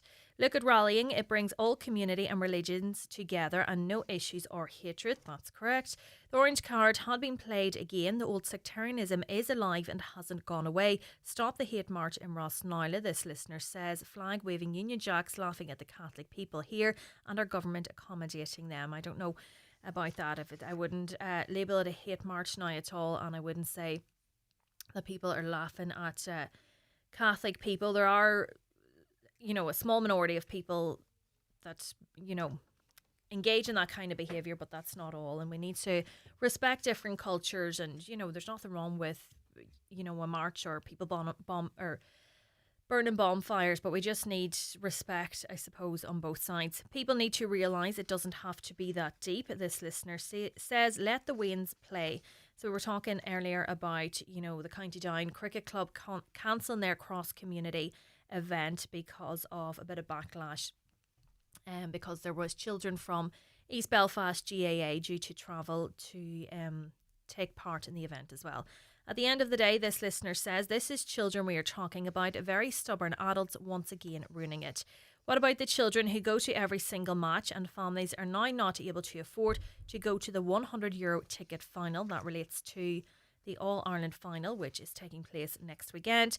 Where was the poll taken? Fine Gael and Fianna Fáil head offices nonsense. Country going down the pan. People can't afford to feed their families with the cost of groceries, cost of fuel to get to and from work, to heat their homes. Homelessness over 15,000. Average family is going to have to find over €1,000 with back to school costs, costs of electricity or gas, no cost of living package. Absolute nonsense, because we don't know what that narcissist Trump will do. Crap government, crap country, and oh, it's all Sinn Féin's fault. Get a grip at printing that nonsense. So that was in relation to a poll, Ipsos poll on the front of the Irish Times yesterday. Hi, I have made 5 phone calls to Donegal County Council. 2 people have been littering the path with garden debris, making this public coastal inaccessible for walkers. Nothing has changed since my first call on June the 30th. The various teams are not responding to calls. Can you bring attention to this, please? We're talking a lot about Donegal flags this week. I'm going to dub it, I think, Flag Gate at this moment in time. So in relation to the flag issue, again, my flags are out from the first game, Karen says on Facebook. Another says, good morning everyone at Highland Radio. My flags are up since the Ulster Championship, and best of luck to the Donegal team on Sunday week. Another listener, Lisa, says, morning, my flags are flying in Glenswilly for 2 months now. Areas do seem to be becoming a bit competitive in relation to this. You know, one area is looking great and another there's no flags up. But yeah, momentum is building, and I do see more and more flags being erected across the county. So there's still plenty of time to go. Another listener says, how do GAA clubs decide which fully paid members get priority? Why do politicians automatically get tickets? Another says, you play because you want to. The love of the sport, whatever the sport it is, and coaching. Nobody put a gun to your head and forces anybody. I'm not sure what that is in relation to. Another couple of your comments for now. Hi, my family are coming over for the blessing of the graves at Cockhill Buncrana. I've been told that it is cancelled due to football. Is this a joke? They have their tickets booked. So on Buncrana Parish Facebook page, the notice reads, Graveyard Sunday update. Following Donegal's win in the All-Ireland semi-final yesterday, the decision has been made to move the Cockhill Graveyard Mass, which was due to take place on Sunday the 27th of July at 3 p.m. to 7 p.m. on Saturday the 26th of July. There will also be an extra Mass on Sunday the 27th of July at 7:30 a.m. in the Oratory. The full Mass schedule for that weekend is below. Please share and let anyone not on Facebook know. So there you go, that's the update as it relates to Graveyard Sunday in the Cockhill area of Buncrana. We had a great conversation yesterday with Amber Carr and Sarah Terry, who are popular on social media relating to abuse that they have suffered recently, or family members have suffered recently. A listener says, in relation to the trolling on social media, we recently posted our car for sale through Marketplace, and Monday last I was receiving private messages which I believe to have been a bot or a scam. We knew straight away the messages were off, but this person was demanding to see the NCT report before viewing the car, and although we told them we couldn't share such documents over social media, they kept replying, to which we eventually started to ignore. We can only think that these people were hoping to use our documents and car pictures from our post to scam people. Just want to make people aware of selling online and should be very careful of sharing documents or details. Another listener says, I think the new way of being taught at home is causing problems. When we were being brought up, we were taught to respect everyone, have manners, plus a lot of stuff is nobody's business what others do. Exactly. Listening to Amber and Sarah's stories about the nasty comments on their post. Do unto others as you would like to be done unto yourself. That's what I think it was Sarah was saying, that once or maybe it was Amber, once you clicked into one of the profiles in their bio, it said be kind. So obviously that person, it's do what I say and not what I do. I think that's the same. Hi, I heard about TikTok comment issues there now. I'd like to add that you can't actually put any comment on TikTok without getting in trouble, whilst others can get away with it. They denied my appeal, which my comment just said 21, replying to an age question on a video. I emailed the company, which they didn't help, and then now I have reached out to Commission Oman, which are reviewing my case. It's just ridiculous, this listener says. And another says, we now live in a narcissistic society fueled by social media. This addiction to self and the need for attention is so unhealthy. This kind of self-promotion is a breeding ground for spiteful, cowardly trolls. Any wonder the mental health of our nation is in crisis.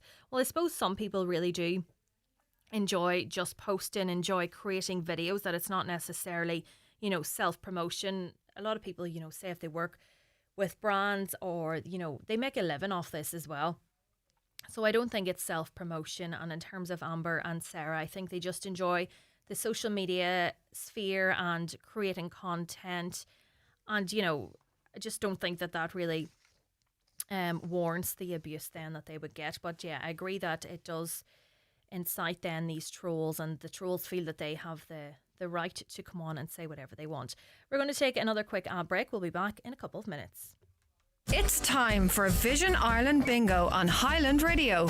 It's Friday, the 18th of July. You're playing on the yellow sheet for the daily prize of €400. The reference number is S5. It's game number 29. The numbers are 48, 8, 57, 11, 64, 43, 65, 25, 20, and finally 66.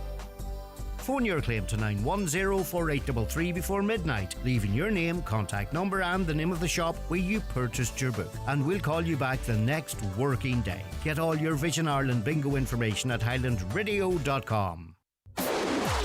Show your colours at Brian McCormick Sports and Leisure, Main Street, Letterkenny. Donegal t-shirts, polo shirts with matching shorts or quarter zips. Support our team, be proud and be loud with the latest jerseys. There's Donegal on-pitch jerseys, or try the latest training jerseys from only €45. Brian McCormick Sports, supporting Donegal GAA. Sponsor of Donegal Football All-County Division 1.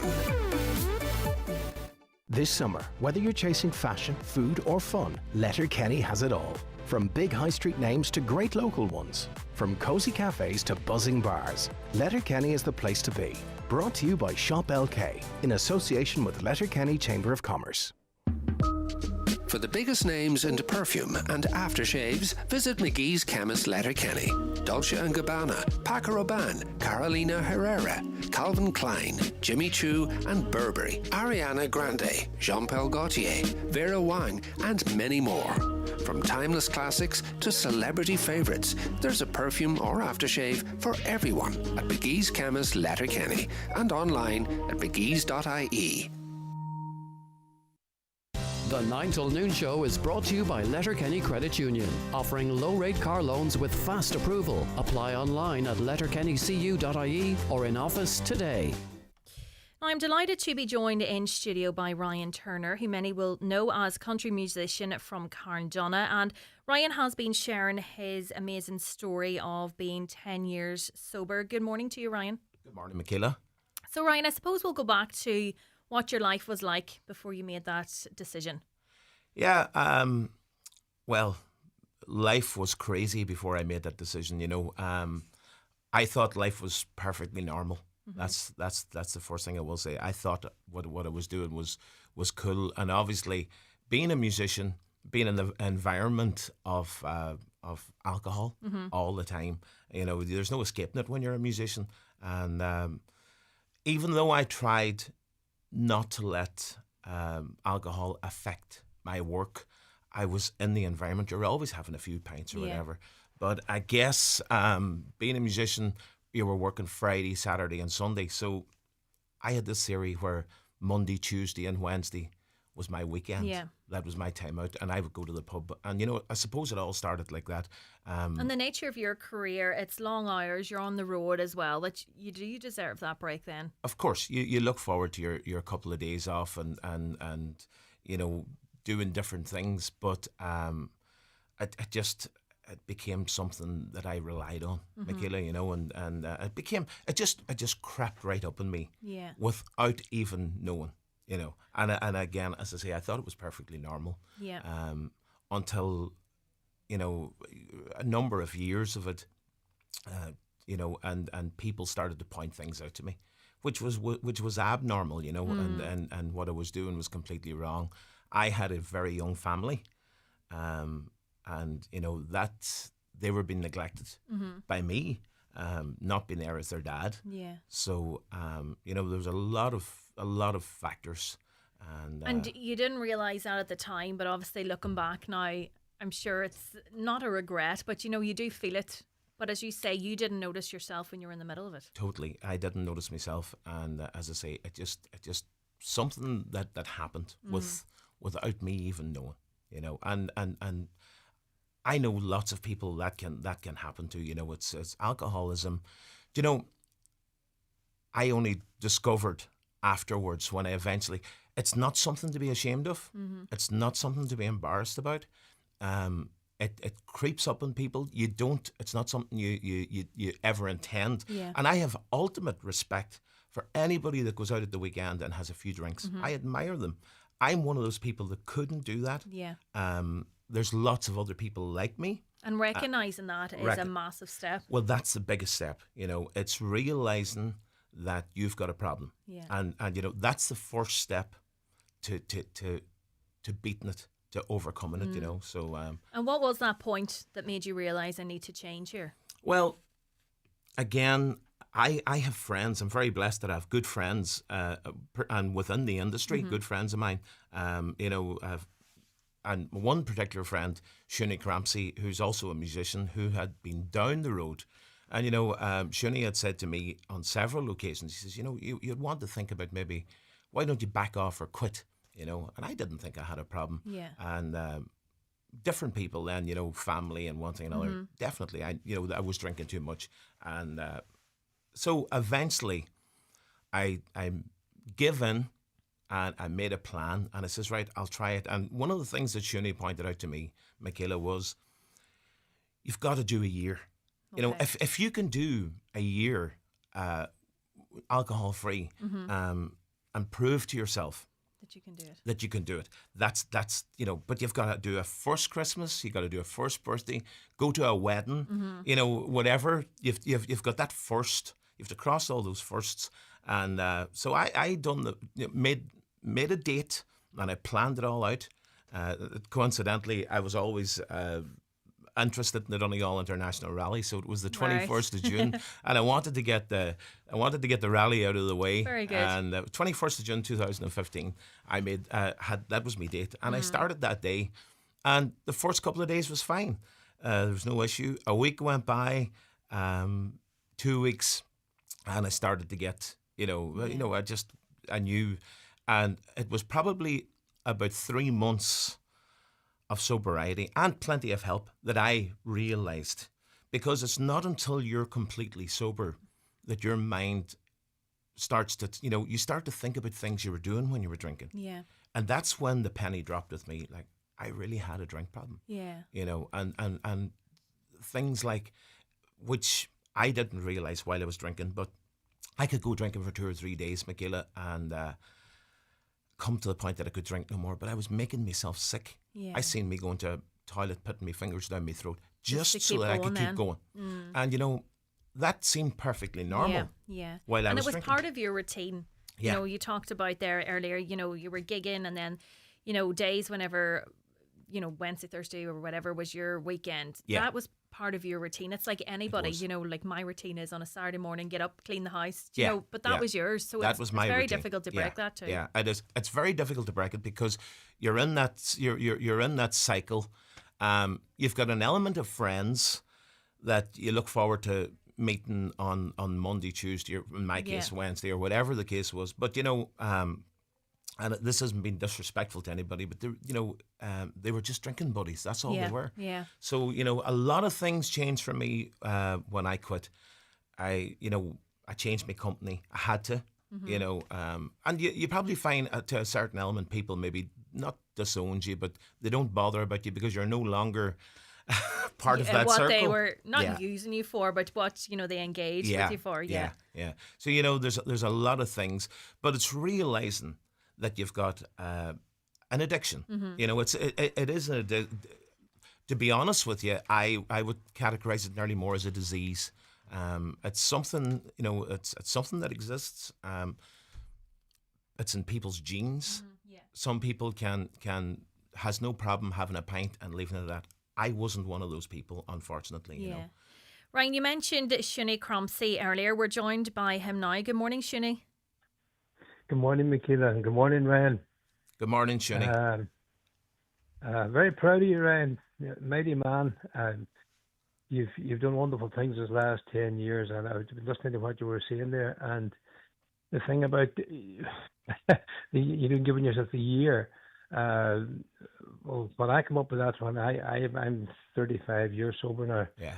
But the thing about it is, and having a problem, and maybe wondering, do you have a problem? And or a prof saying, oh, so and so's worse than me, and blah blah blah.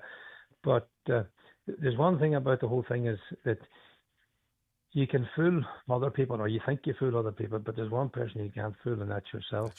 So that's where I come up with the year thing. If you give yourself a year, then you're not fooling yourself. So you're doing a wonderful job, and the fact that you're speaking out maybe will help so many other people that are struggling. To Well, Shuni, you know me since I was a boy, basically, and I have that addictive thing, even when it comes to eating. I think we all have that. If I can do it, the only thing I will say is if I can do it, I know that nearly, if anybody wants to do it, and you put your heart and soul, but you must want it. Yeah. It's fair to say that, isn't it, Shuni? You really must want it. Oh, you really, and there's no point other people want lighting candles and wanting it for you. No, you need to do it yourself. You've got to have a desire to do it yourself. Yeah. And Shuni, do you see a lot within the music industry that fall into this way? I can spot, and Ryan's probably the same, and anybody that's had a problem, no matter what it is, maybe not alcohol, but they can spot somebody else has got a problem 10 mile away. That's right. Yeah. Because they recognise all the signs.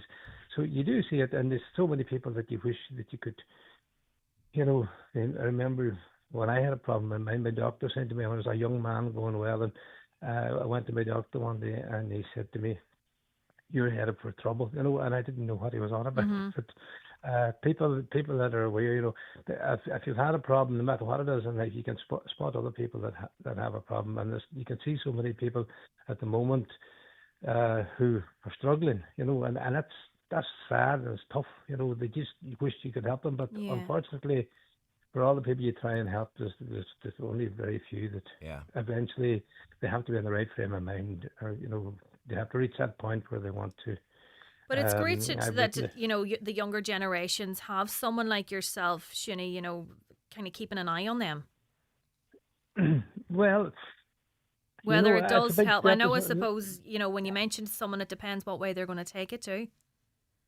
Well, you sort of become a traitor overnight, because all your best friends, when you were drinking, and all your best friends and all your best buddies, the minute you stop, then you become public enemy number one, because they feel you betrayed them, so you have to make a whole new circle of friends as well, and stuff like that, but it's all part of it.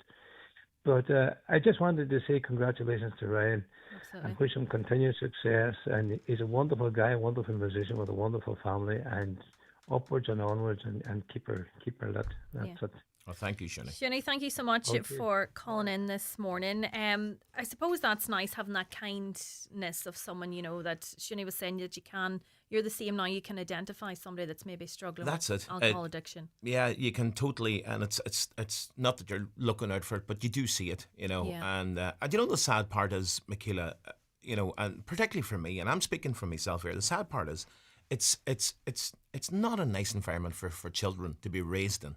to show that example. I'm very, very lucky. Now, my eldest two daughters would be the two that would remember me drinking most. Okay. And they'll go out and have a drink, and I have great respect for them. Mhm. I don't tell them not to do that, but they're very aware. And we talk about it at home all the time. They're very aware that I carry that problem, and they're aware. And are you conscious of that? You talked earlier about, that addictions in people's genes. Do you be conscious of that then? I would be conscious of that because I do feel it can run in families. It certainly, and I would be conscious, and I have got them that they're aware of that as well. Yeah. Just be careful, there's no problem. And again, I can't stress it enough. I have no issue, and I admire and respect people going and having a drink. I work in that environment, and we need pubs and socialising. But there is an element of people like me that just becomes reliant on alcohol. It becomes an everyday thing. And if you're drinking every day, you've got a problem. Yeah. And as I say, as big as the problem is for you as an individual, if you've got a wife or you've got kids, it's a bigger problem for them. Because it's not a healthy environment to, regardless of anything, it's not a healthy environment to raise children in. And that sort of thing, so. But it is hugely admirable. You talk about admiring people that can just have a drink, but what you've done, I think, is amazing. You've recognised the problem and you've worked towards finding the resolution. And you talked about picking a date. What did you do between, in the first year? What kind of mechanisms did you use? The first year, I took it one day at a time. I really had to. There's. So I did go to a couple of meetings, and I learnt from that. I was even embarrassed. I wouldn't go to a meeting at home and then a showing. Okay. Because I didn't want to, be going and joining people thinking, oh, he's here, he must be an alcoholic. I had all these strange things going on in my head. But that is so understandable. It is, yeah. But I can't state this enough. There's lots of help, Michaela. Anybody that feels they're drinking too much, there's lots of help. Lots of help. It's there, widely available. If you're ready to make the change in your life and you want to make that change, the help's there. What I will say is simple things like don't get bored.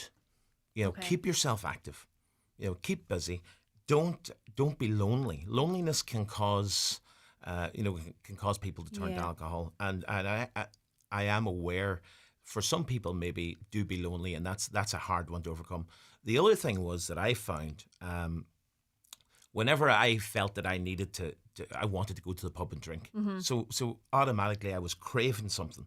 I found I was able to fool my craving by going and eating something. Okay. Should it be a cup of tea and a bit of toast? Yeah. But your body's longing for something, so if you just go and put on the kettle, sit down and eat something and relax yourself, you probably find that craving will disappear. It's like someone smoking and they're trying, they tend to eat a lot more sweets to it's just that mechanism of putting something in your mouth, I suppose. Exactly.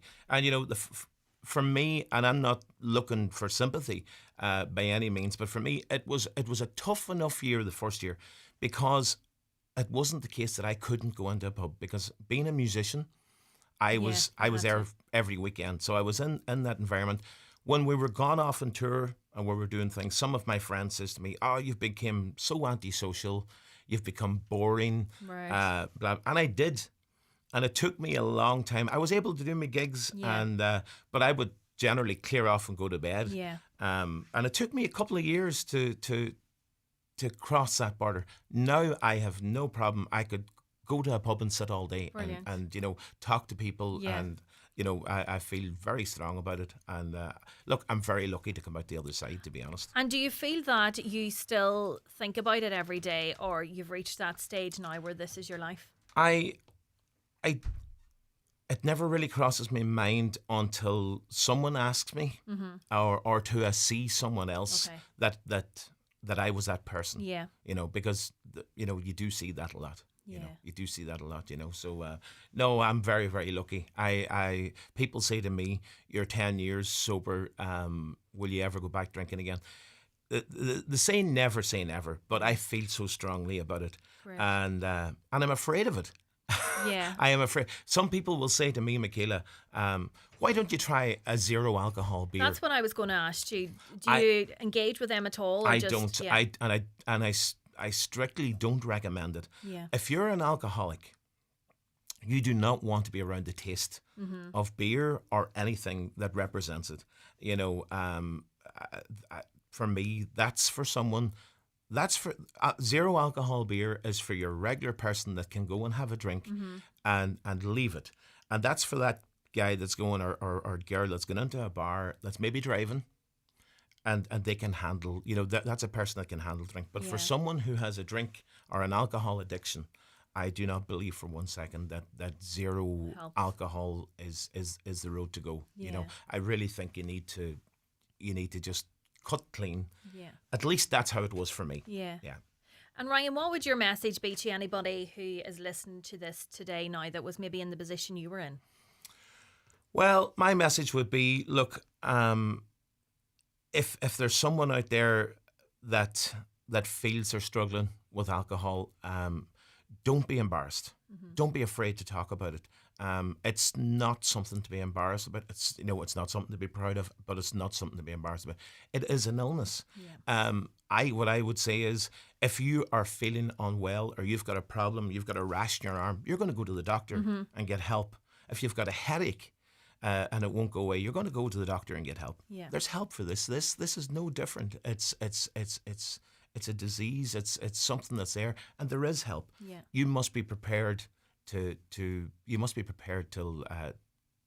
face quitting and all that comes along. So, you know, for anybody that has struggles, you know, don't be afraid to go to an AA meeting. Taking that first step is the bravest and the hardest part, Michaela. And I suppose going to the AA meeting, everybody's in the same position. So there's anybody that thinks they should be ashamed, there's absolutely no need. Everybody has the same, you know, thinking when they're going to their meetings. They're all there for the very same reason, and everybody has a story, and you know they're going to AA is not going to make you quit. The only person that can make you quit is you. You know, but AA can certainly offer a lot of help and advice and things like not to be lonely and, you know, try and keep yourself occupied. I never really was a coffee drinker before I quit drinking alcohol. I turned to coffee. Right. And now I can't do any day without 6 mugs of it. So that's a lot, 6 now. but yeah, whatever helps anybody get through. Yeah, you know, it's the less of two evils. Yeah. No, you know, there's lots of help out there, and for anybody that wants to quit, you know, reach out. Even I don't mind. I've several people has came in contact with me, and I can. I'm not a counsellor, don't get me wrong, and I'm not. But here you've experienced it, and you. Can I've lived it, yeah, I've lived it, and you know, Sinead Cramsey has lived it, and you know, there's other people, close friends of mine in this industry, has lived it, and they've come out good. Michaela, there's so many people that I know that are now gone. You know, it has killed them, and particularly in the entertainment business industry, because as I say, we're part of that environment. We're there all the time, and you know, it's very difficult. You know, it's like letting a child into a sweet shop and telling it not to touch sweets. You know, so. Well, Ryan, you're definitely a great example, and anybody listening, I'm sure they'll take inspiration from you. And a massive well done. And thank you very much for and you know, sharing your story. Thanks for inviting me on. I really appreciate it. And if anybody, if even only one person takes something from what I've just said, you know, if it helps. That's what the goal is, you know, is to help people. I got help, and you know, people came to me and offered help to me, and I certainly would try and help anybody that I can as well. You know, Ryan, thank you very much. Thanks, Michaela. Highland Bakery brings the magic to your morning tea break. Golden scones, still warm, soft in the middle and impossible to resist. Look for the packet with the rabbit on it. Fresh from the oven to your local shop. 25 years of Highland Bakery. Má tá tú idir 5 agus 7 bliain díos, joí tú cuireadh scág hástáil potóige báilíon HSE siar an aisce íonna. Cabhraíonn an scág hástáil le cóirí luadáil se potóige aimsiú, solamíonn aon symptom le feiceáil agus bíonn sin níos fosa í a chóireáil chomhár. Callan Tansey Solicitors LLP are holding a personal injuries and medical negligence clinic in Letterkenny. They will be in the Clanry Hotel, Letterkenny on Tuesday, July 22nd from 11 a.m. until 3 p.m. To arrange an appointment, please contact 071 9162 032. In contentious business, a solicitor may not calculate fees or charges as a percentage or proportion of any award or settlement. Is your couch older than your Spotify playlist? Is your dining table wobblier than your uncle at a wedding? If so, it's time for an upgrade at Grove Furnishings, Kiltoy Road, Letterkenny, the largest furniture store in the Northwest. From stylish sofas to elegant beds, from floor covering to occasional pieces, we've got you covered. And we offer free delivery within 80 kilometres. Grove Furnishings. Seriously good furniture. FBD doesn't stand for Friendly Business Ducks or for Freelance Beatbox Department. FBD stands for support. We support businesses and communities across Ireland. Visit your local branch to talk to your FBD insurance team and see how we can support your business. FBD Insurance. Support. It's what we do. FBD Insurance Group Limited, trading as FBD Insurance, is regulated by the Central Bank of Ireland. Looking for a great day out right here in Donegal? Step into the Crawley Distillery Visitor Experience. Proudly voted one of the best places to visit by TripAdvisor. Set in a beautifully restored historic building, it's where the story of Crawley whisky comes to life. Take a guided tour, explore the rich history and enjoy a warm fáilte in the heart of the Gaeltacht. Book now at thecrawleydistillery.com. Nájé mail nuair a oinn tú de chuire chun scág hástal potuige íana. Glíorín a 8 a náid a cara cuig a cara cuig a cuig a cuig. No túr cuairt bowlscreen.ie. Own HSE. The 9 till noon show with Letterkenny Credit Union. Simplify your debts with a debt consolidation loan from Letterkenny Credit Union. Call us on 074 910 2126 or apply online via our app or in office today. Watch the show live now on YouTube, Facebook, and at highlandradio.com. Loads of comments coming in, paying tribute to Ryan, saying, well done to Ryan for speaking up. A top musician is that message. And anybody who is struggling with addiction, you can contact the HSE West, County Donegal Alcohol and Drug Service. Their address is 9 St Eunan's Court, Convent Road in Letterkenny. The phone number there is 074 91 287 69. And for support, information or advice on treatment option, you can contact the helpline, a free phone 1800 459 459. That's available Monday to Friday, 9:30am to 5:30pm. And the email is helpline@hsc.ie. We're going to take another quick break and we'll be back shortly. The 9 till noon show is brought to you by Letterkenny Credit Union. Digital loans now available. Apply online or via our app today and get your loan transferred directly to your current account.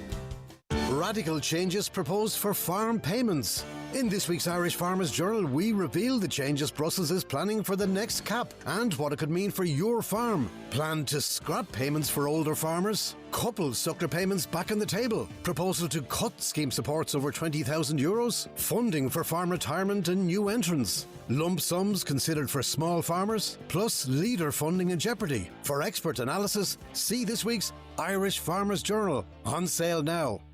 Agricultural show entries now been taken for the Clonmany Agricultural Show. Competitions in sheep, cattle, pony and horse, poultry, home industry, adult and children's sections, sheep shearing and show jumping sections, and sheepdog trials. Entries close on July 22nd. You can enter online at clonmanyshow.com or by entry form to the secretary. Forms available in the price schedules in locations near you. Contact clonmanyagrishow@gmail.com. We are a 2-day show this year on the 5th and 6th of August, packed full of events for everyone. Get more fresh berry favourites for less with Lidl. Ripe for the picnic? Our juicy raspberries and blackberries are bursting with flavour, perfect whatever the weather. And for the sweet taste of summer, succulent strawberries 250 gram was $2.79, now only $1.79 with Lidl Plus. Save even more when you go full Lidl this summer. The annual Letterkenny Horse and Pony Races are on this Sunday, 20th of July at the Big Isle Manor, Cunningham. A family fun day out with the first race at 2. That's this Sunday at the Letterkenny Horse and Pony Races, the Big Isle Manor, Cunningham. Highland Radio weather updates with McElhenney's. Find amazing savings across our departments with up to 50% off your favourite brands in our summer sale. Discover more in-store or shop online at mcelhenneys.com today. Today's weather mostly cloudy this morning with patchy light rain or drizzle. It will gradually brighten up through the day with some sunny spells and scattered showers developing and highest temperatures of 17 to 20 degrees. Now, yesterday I described myself as somewhat of a fair weather GAA fan, but someone who definitely isn't is Dara Crawford, and I'm delighted to be joined in studio now by Dara along with John Conahan, a key worker with Dara, and Diane Crawford, Dara's mum. Good morning to you all. Morning, Michaela. How are you? All good. So you have taken on a huge project in Dara, wanting to visit the 40 clubs, the 40 GAA clubs across Donegal. So maybe Diane, you'll tell us a bit about Dara first. Yeah, so Dara's 23. He's from Lifford. Dara has been a mad GAA fan from very, very young, as we are ourselves, so he's grew up with it. He went to Little Angel School here in Letterkenny, and this passion for GAA was shone through there as well. He left there and joined the CA hub in Ballbofey. And John, his key worker here, he's a GAA passion himself, so he brought that to the front with Dara, and it's came through there. Dara has a very rare chromosome disorder. It's called chromosome 10q deletion syndrome. So he has a lot of development delays. So it's great to see that his inclusion and absolutely everything has been shining through here with the GAA. It's absolutely brilliant. So John, when did this project start? You've been involved as well with this, visiting all these clubs. Ourselves at Donegal Community Inclusion Training Services, we would hold PCP meetings, so person-centred meetings for our service users. And when I became Dara's key worker, it was obviously the theme was going to be about GAA, but we just didn't know which way we were going to go around it. And Dara's ambassador down at his own club in Lifford GAA, and he opened up the walkway, didn't you? And he took me down to Lifford GAA, so he did, and showed me about, so he did. And I just thought to myself, you know what? Yeah, that's right. So we decided to go around and visit all the clubs, didn't we? And grab a cup of tea and have a good talk. Cup of tea is the most important thing, isn't it? And so when we went to Downey's GAA, we went to the beach afterwards. Lovely. So make a day out of it. Keelan went too, that's right, yeah. So we had a great day. So that's how it come about, and it's absolutely just it's taken. I don't know how you could explain it. It's just been overwhelming, but all positive, all brilliant. And these have been popping up everywhere. And has it been difficult to organise? Because I suppose trying to, get the trips planned and everything like that. Yeah, I would say no, because even our own services, DCITS, the support I've got from my line manager, Anya Hanlon, and my senior management has been brilliant. They love new initiatives. So when we come with this idea, it was the questions that were brought to us is what can we do? What can we do to help you and make this possible? So it's very person-centred to Dara, so it is. Yeah. So anything that we could, or my service could do to help, we had absolutely all the support we needed. As far as the GAA community, they can't do enough. Everyone. I remember last year coming out of the Galway Donegal game, and Barry Malloy, the chairman of Glen Swally, just stopped me on my tracks and he goes, "Anything you just need, lads." Oh, very good. So that's good. been brilliant. And Diane, you did talk about that inclusivity. It's brilliant that this is Dara's goal, that he wanted to visit the 40 clubs and that he is being facilitated and everybody's so open to him. Absolutely, and we've gone to some of the clubs as well. We've taken him at the weekends to visit some of the clubs, and the welcome he gets from everybody. They bring in senior players to welcome him there. They have the children, then even some of the clubs that he's went to recently, the national school children are there giving him guards of honour. And brilliant. And even for the children to see that somebody with a disability can still be included and can still be part of all the hype and everything that's going on in GAA is just brilliant. And what about in terms of travelling to the matches and, you know, the facilities at the matches? How are they for Dara? Depends on the grounds. Yeah. The majority of the time it's fine. Dara travels okay, no problems. And most of the clubs are accommodating. They have, you know, disability areas for them, and most of them have great facilities as well for people with disabilities. So it hasn't been an issue really. Yeah. Oh, that's good. So, John, how far through are you now in this campaign? So yesterday we were at Red Hughes, Jay, and that's also number 19. Yeah, we were there with Stephen Gallagher and county player Johnny Carlin came to visit, didn't he? That's right. And we had a nice, we had a nice cup of tea. And Another cup of tea. And we went a walk around the pitches, right? And so that's us at 19. And next week we have Glenfin and Buncrana, so that will bring us up past the halfway mark. Brilliant. So, yeah. So you're gearing up now for the big match, obviously, next week. We sure are. Who's going to win the football, Dara? God. Oh, that's the hurling. Cork's going to win the hurling. What about next weekend, Who's going to win Dara? the football? Donegal. Of course. And I was just doing a bit of research as well, and you know, Dara seems to be quite popular with the players as well, Diane. He is. All the players, probably down to what John and them are doing in the hub as well. The county players have been to some of the visits that they've done. Anya Hanlon as well, when we played Derry in the first championship game, she arranged a VIP backroom visit for him, so he got around the back that day in McCool Park, and all the players gave up their time, and even though they were exhausted after the game, every one of them came over and greeted him and got their picture taken. He also met the ref that day, who's going to be reffing next Sunday as well, Brendan. Whisper into his ear, Dara.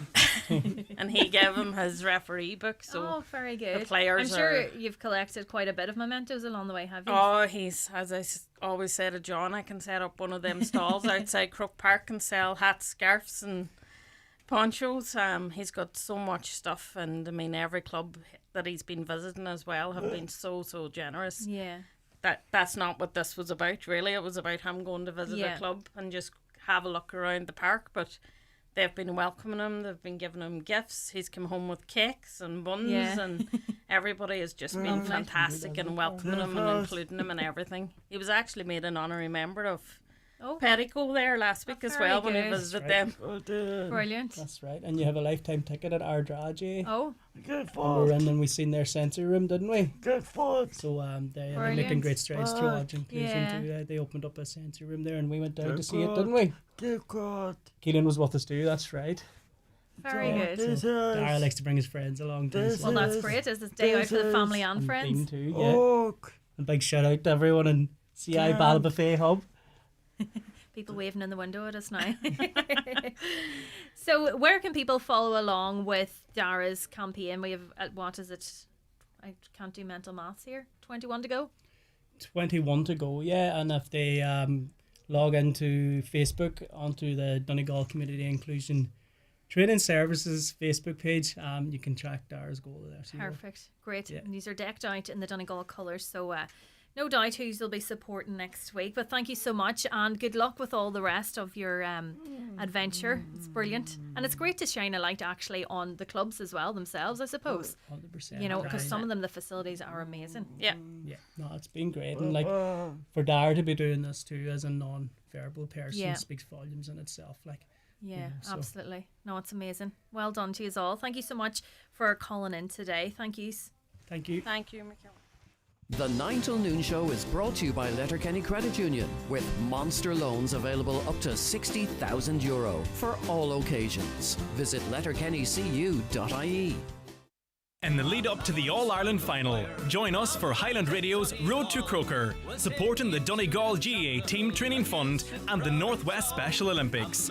We kick off final week with a special big match countdown event at the Clannery Hotel Letterkenny on Monday the 21st at 8 p.m. Oisín Kelly and Brendan Devaney will look ahead to the game with an expert panel of guests. We will also have live entertainment and an exclusive Michael Murphy Sports Donegal goodie bag up for grabs. Tickets priced €20 and are available now on highlandradio.com. Highland Radio's Road to Croker, in association with Highland Motors Letterkenny. Thinking of a new 252?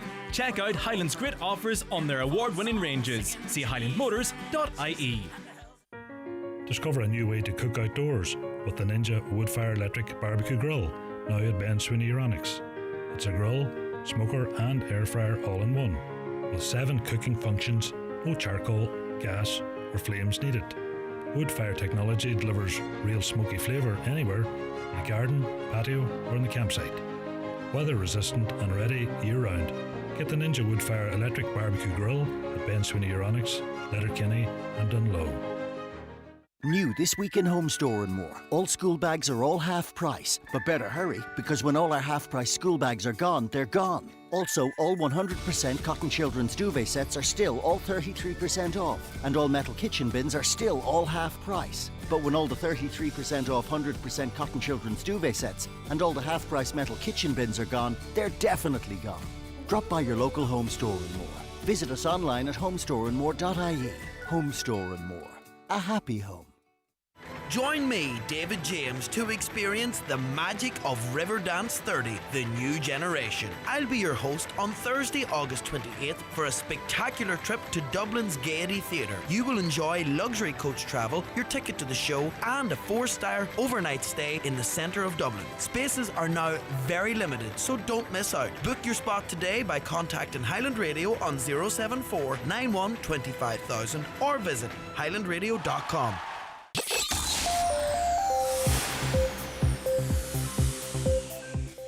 It's now 11 o'clock and time for the latest news headlines with Donald Kavanagh. Thanks, Michaela. Good morning. It's been confirmed that Letterkenny will be the headquarters of the new National Automatic Enrolment Retirement Savings Authority, with the administration staff to be based at the Department of Social Welfare offices on Oliver Plunkett Road. It had previously been confirmed that Tata Consultancy Services, TCS, which is based at the former Primerica plant on Business Park Road, will manage the scheme, delivering services such as account management, contributions processing and participant communication. Deputy Pat the Cope Gallagher is welcoming this latest announcement from Minister Derek Cleary. He says it's a huge boost for Letterkenny. Figures published this morning show that Donegal County Council continues to have the highest number of applications received under the vacant property grant. So far, 1,247 applications have been received overall. Of those, 922 have been approved and 226 paid out at a cost of €12.3 million. Between April and June of this year alone, 119 applications were received. Plans have been unveiled for a new Links Golf Course in County Derry in a €34 million investment set to create hundreds of new jobs. If given planning approval, Galgorm Collection will deliver an 18-hole golf links course at Bellarina between Portrush and Limavady. It's hoped construction can start next year with completion in 2029. The North's Economy Minister, Caoimhe Archibald, an MLA for the area, is welcoming the news. Taoiseach Simon Harris says he believes the Competition and Consumer Protection Commission has a role in investigating hotel prices in Dublin, particularly at times of major events. He was responding to Donegal Deputy Pearse Doherty, who said those travelling to the capital for sporting events and concerts in the coming weeks will be facing considerable bills if they want to stay overnight. The UK government is being urged to act to address the shocking scale of violence against women and girls in Northern Ireland. A committee at Westminster has heard how almost 100% of women have experienced at least one form of gender-based violence. It wants urgent funding to tackle the issue, particularly online abuse. And repairs to a burst water main may cause supply disruptions in Letterkenny and surrounding areas today. Works set to take place until 3:10. Meanwhile, efforts continuing to repair a burst main in Ranafast. A projection completed time there of 2 o'clock. And that's Highland Radio News. We're back with headlines again at 12 noon.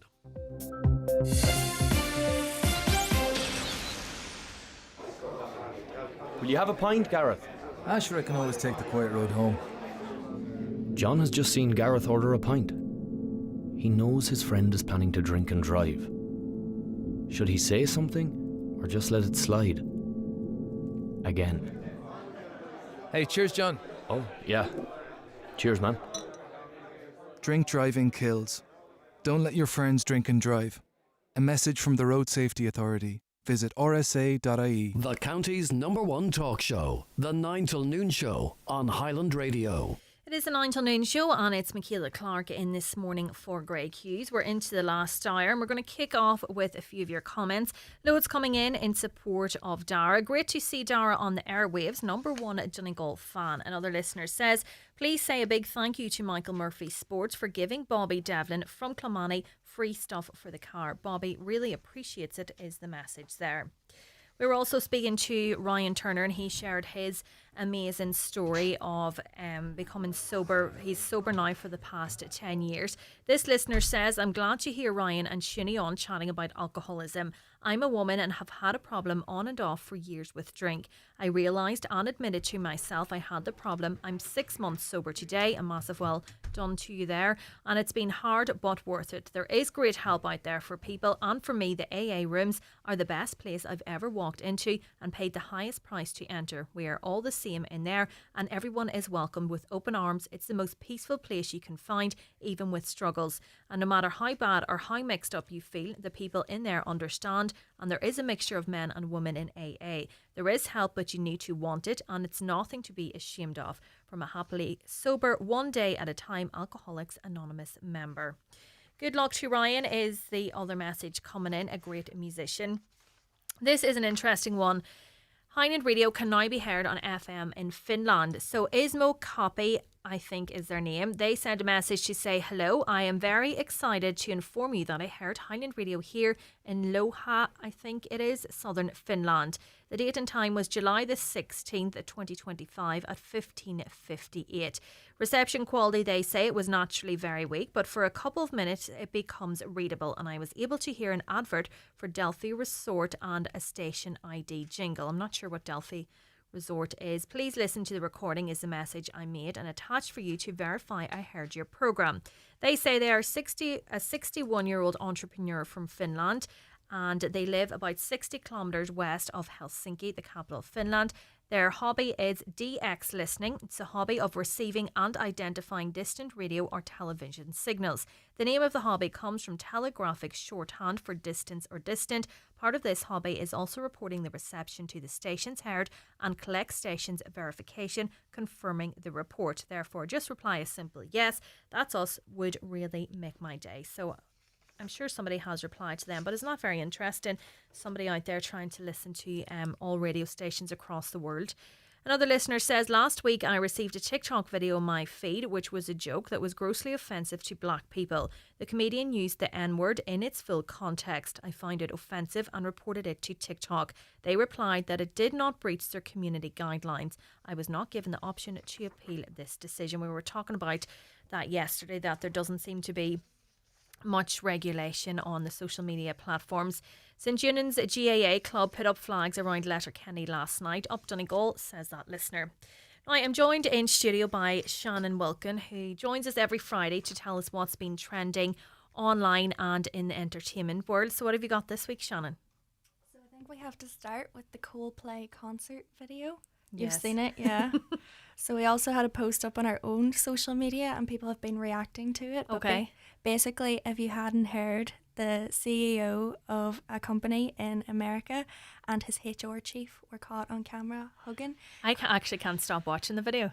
Every time you watch it, it actually gets worse. Yeah. And he's released a statement and everything, and basically, like, it's not very accountable, and him asking for privacy, like, you know, it's kind of the Yeah, when media's he's been fault for broadcast, taking it around the world. in. So I don't know. What does he say in the statement? Do you have it to hand? I have it to hand, 2 wee seconds. But the video, if anybody hasn't seen it, so it's the CEO, he has his arms from behind wrapped around this woman in front, and they're kind of swaying and singing along, and then the camera pans to them. He goes down underneath and she just scarpers off. But Chris Martin even calls it out. He's like, haha, either they're very Oh, shy really? or they're having an affair. Oh, I didn't hear that part now. Little did he know. So the statement is, I want to acknowledge the moment that's been circulating online and the disappointment it's caused. What was supposed to be a night of music and joy turned into a deeply personal mistake, playing out on a very public stage. I want to sincerely apologise to my wife, my family, and the team at Astronomer. You deserve better from me as a partner, as a father, and as a leader.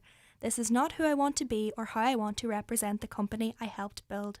I'm taking time to reflect, to take accountability, and to figure out the next steps, personally and professionally. I ask for privacy as I navigate that process. I also want to express how troubling it is that what should have been a private moment became public without my consent. I respect artists and entertainers, but I hope we can all think more deeply about the impact of turning someone else's life into a spectacle. And then I think this is kind of the part that baffles me the most. As if it wasn't baffling enough. As a friend once sang, lights will guide you home and ignite your bones, and I will try to fix you. Like, But like, why would you stick that in there? Saying that he was trying, it wasn't the person he wants to be, but he made the decision. And to take her to a Coldplay concert, many people would have been in the crowd, never mind the camera. I know, It's like madness. if you're going to have an affair and you don't want it to go public, like there's plenty of ways to sneak around, like, Yeah. a Coldplay concert, not really one of them. But I've seen so many memes, and it's like you think you're having a bad week, but when the video pops up, then it's not funny laughing at it. It could be anybody that's on the other end then, but it's a bit funny. It's a wee bit funny. Anyway, what else have you seen, Shannon?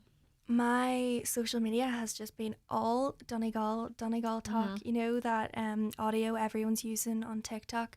I will be your father figure. And it's like the most daddiest man to ever exist and all. So like Jim McGuinness, Paddy McBurty, all the legends. And they're all star players, but as well everyone's been commenting how good looking they all are. Funny, somebody texted in yesterday to say they're a very handsome team. Yeah, They are. I'm just going to say it, guys. You're putting it out there, Shannon. And then I don't know if it's on WhatsApp, the video of the guy in America. This one really made me laugh. Where do we see? I will try and get it here. Yeah, we were this came in from Donna Marie, was it? Yes. Where do we see? We will try and play this. This is quite funny. Dad. What? You know what I noticed? What? You haven't said nothing about the Gaelic Football Championship. Donegal gonna beat Kerry. Huh? Donegal is gonna beat Kerry. What do you mean Donegal is gonna Donegal is gonna beat Kerry. The kingdom is going down. It's over. It's a wrap. The kingdom ain't winning. Kerry, the kingdom, ain't winning the Gaelic Football Championship. Donegal gonna win. Wait, how Okay? you know Sam, that? no, you be quiet. Oh. Sam is coming back to Donegal. It's over. Don't tell me nothing about it. I'm so confused how you know all that. Because Kerry got this real good player, right? He one of the best players. He's like the LeBron James, the Steph Curry, the Michael Jordan, the Kobe Bryant of GA Sports. That's David Clifford, right? Two first names. Super weird. Irish people always name their child like two first names. David Clifford made no sense to me. But Donegal, they play as a team. They like the 2017 Warriors or something like that. They like the New York Yankees when they had like an all-star team. They like the 96 Bulls. You get what I'm trying to say? They like the Avengers right there. So that's why Kerry has no... Up the kingdom. No, even the kingdom. Sam is going back to Donegal. What does that even mean?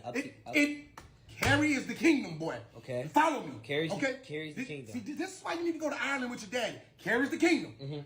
Donegal is going to walk into the kingdom, take Sam, the trophy, and take it back to Donegal.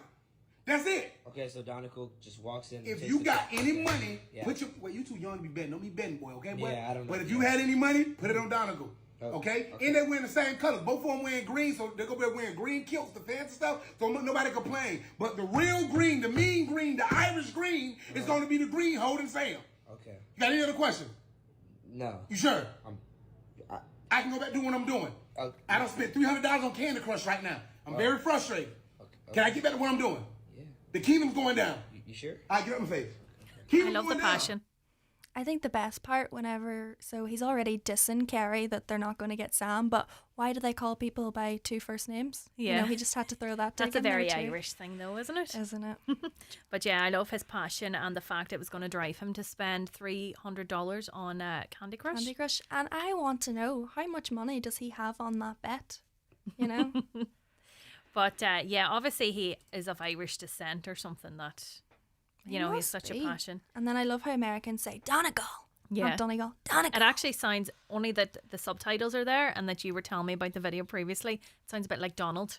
I know. But we've had loads of comments coming in about the Coldplay kiss cam. Isn't that what they call it? Kiss cam? I think so. So, caught red-handed with someone else other than your wife, no mercy. Coldplay haven't released any singles for ages, but they created 2 last night. Blah, blah, blah. You were caught cheating. You didn't care then about your family. The day you showed up to a public venue is the day nothing is private. Another says narcissist behaviour. Blame others for their wrongdoing. An apology ending with blaming others is not an apology. A statement issued by a full-blown narcissist. No right to privacy in a public place. It's a common occurrence for cameras to scan an event to promote that event. Not the result he wanted. But if you play with fire, you get burned. I actually hate them cameras. Like, I will pretend to be the most, maybe people think I'm the most boring person anyway, but I will just sit there deadpan face rather than be caught on a camera. once you see someone sees the camera as well, they don't act naturally. But funny enough, our own Joe Duffy was caught in Croke Park last week. Was he? He had a big wave, so I was very happy to see him. I tried to get the phone out to record it, but I was too late. Too quick. Some of them are really funny. I think definitely in America, you know, they do like loads of dance things and all some, or you know, I can't remember what sport it is where they compare the person to the celebrity. I love that. Oh yeah, I've and seen that on celeb TikTok. spottings and stuff. Really, yeah. really good. So next now, something we love is food. Shannon, talk. what have you got this week in food? Honestly, I have to kind of condense my food, like. But the thing that caught my eye yesterday was Kerrygold cinnamon brown sugar butter. Right. And what are people actually putting this on? Toast, bagels, Right. that kind of thing. But it's funny because it's I don't know, is it released in Ireland yet, or is Haven't it seen it. an American gimmick? But they're all very, very happy because they're like, this is the best butter ever, and I love cinnamon swirls. Yeah, So you can best of both imagine. worlds. What, is it made in Ireland then, or are they producing it in America I under haven't Kerrygold? discovered that yet, but I think Kerrygold is produced in Ireland anyway, so maybe And they have, exported like, then? Yeah, exported. Yeah. But it's brown in colour as well, like it's thick and you can see the sugar and everything. So in it. it's thicker than normal. Yeah, butter. it does look to be. But Yeah. maybe she just didn't let it like melt, you know the way sometimes you have Yeah. the really hard butter. Don't get me started on that. It's a big irk, isn't it? Yeah, and I have changed this, going totally off topic. Do you know the way you get the butter in the tub, but then you get it in the foil? Yes. So I used to be a butter in the tub kind of person until I moved in with my husband, and he is the butter in the foil, and I couldn't get my hand around it. It was like, it's the same butter, but it's really not. And we don't keep it in the fridge. Do you have a butter dish? And Have a butter dish, yeah. so you only cut off like what you need. Yeah, cut half the block maybe, but But- it's so expensive. Another great hack is, I don't know if you've seen this, you grate your butter. It I've makes it seen that, spreadable. yeah, because Mhm. during the winter it's not like now that's perfect room temperature for the butter. Yeah. Yeah, I've tried that. It's very messy as well, but anyway, well. yeah. What else have you seen? So Jojo Siwa and Chris Hughes are talking marriage. Okay, We were that's moving very quickly. We were discussing this off air, but I actually saw they only met in Big Brother in April. Mm-hmm. We're in July. Yeah. And she went in there into Big Brother and she had a partner. And you could kind of see, you know, the relationship developing, but they were like, oh no, ha ha ha, we're best friends, Yeah. ha ha ha. And then, was it even a month before they were like, oh yeah, by the way, we're in a I feel relationship? sorry for her girlfriend, well, her former girlfriend. You know, she was watching it all unfold, and there was so much media commentary around it that was saying, you know, like she has a girlfriend, but obviously she's with Chris Hughes, and it's like the kiss cam. Imagine finding out on TV. I know, and the whole world kind of knows Yeah. with you. Like, that must be horrible. But all I could think of as well was, did you see her singing Betty Davis Eyes? That song's been stuck in my head. Oh, but then she goes, Chris Hughes' eyes. And it's like pure, like nearly sultry. I was like, whoa.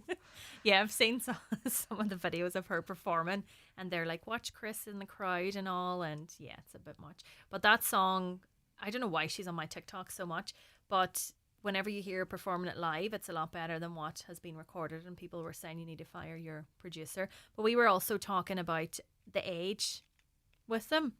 I just feel as if she was such a child star. And he was on Love Island, wasn't he? Love Island. That it's two completely different genres. And then I feel like even the American entertainment industry Yeah. versus the British. But I will just never get her over with her high ponytails and the bows and breaking out in Yeah. dance and everything. Like, to me, she's just never going to be a grown up. It's like Yeah. Macaulay Culkin. Yeah. You look at pictures of him as an adult and you're like, who's that? Maybe that's what it is. I still see her as a child, that I Mm. can't get over it. But she is, I like think her skin and everything. She's stunning. But did you see then? You know, she was putting up videos pretending she was pregnant. No, wow. Maybe it was someone else That's saying she was a- doing it. I didn't that's a deep dive whole- that much. whole other story. Wow. But yeah, that's very, very fast moving, and yeah, I suppose even her. I think she's living in the UK now, is she? I don't know, is she here full time, but she does Okay. want to be. It was funny actually, whenever she came off Big Brother, she was saying how she missed having a brew. So she actually got really addicted to like Ah, tea and a okay. few digestive biscuits. She Right. was like, oh, I miss Chris. We're not having a brew together and digestive bickies. But yeah, even So- that transition from across the Atlantic to England, and then moving on with Chris Hughes. Yeah, I don't know. Don't know them personally, but sure, we'll see how it goes. If you just want to get in touch with the show and comment, like, come Let on us know. ahead. So Pete Davidson now. He is expecting a child with his girlfriend Elsie Hewitt. Mm-hmm. So they posted a wee SpongeBob meme on Instagram. Cute. And it had a caption, but it's not really radio appropriate. So if you want to go check that out, go look at their socials. But then that got me thinking, just Pete Davidson as a person. Obviously, he's a funny guy and he's known for Saturday Night Live. Yeah. But he really bags the stunners. Does. Like, we've got Kim Kardashian and we've got Ariana Grande. He's been with other few famous people. He was actually with Emily Ratajkowski for a while as well. Like, it's crazy. Well, not say what you said earlier. No. How you got that. But yeah, it's, I don't know. Maybe that you were saying that, you know, like maybe it's a comedy and stuff, but I think he'd have to have like a bit of charisma or something about him. I don't know, but it's that difference in the American, you know, attitude as well. Like, he would kind of annoy me a bit, I think. And then Not again that I know him personally. I don't know if he falls into the nerd category, but Paris Hilton has been speaking out recently as well. Everyone needs to find a nerdy kind of country boy. Okay. Because you don't have any drama with them and they're nice to you. Right. He does actually seem genuinely nice, but it's maybe just his personality. He's like hyperactive. Yeah. Anyway, keeping in the love theme, we're on now. We never thought we'd say this. Daniel O'Donnell and Love Island in the one sentence. Yeah, so Daniel got his introduction to Love Island this week on the 6 o'clock show. And he was basically asking, like, what is it? Is it just about money? Yeah. And to be fair, it kind of is. Yeah. But I love, you know, how many marriages has there been? I think A I can couple, think very of low. four. Molly May and Tommy, well, they're engaged. Broke up and are back together. Cara and... Olivia Atwood, is she Love Island? Yeah, but sure, she was going out with Chris Hughes. Was she? Jeez, Chris Hughes is in everybody's life. And then Camilla Thurlow, who used to go out with Prince Harry. Okay. She's married to Jamie Jewett. And they have 3 children together. They met on Love Island. They met on Love Island, but everyone was kind of shocked with that one because she'd be quite prim and proper, and he was Okay. quite prim and proper as well. And they met on a reality dating show, Yeah. but they're making it work. Do you think that people genuinely go on it to find love, or it is about the money? Maybe it's become more so about the money and the fame now. I think as well, it's kind of all about the crack. You know, like summer fling, banter. You know, you may not be looking for a long-term relationship, but you'll definitely find some sort of Something. Yeah, like a connection. friendship or something. Yeah. Yeah. It's a show I used to be addicted to, but I haven't watched it in a long, long time. But once you get into it, like, you can't miss it. Crazy.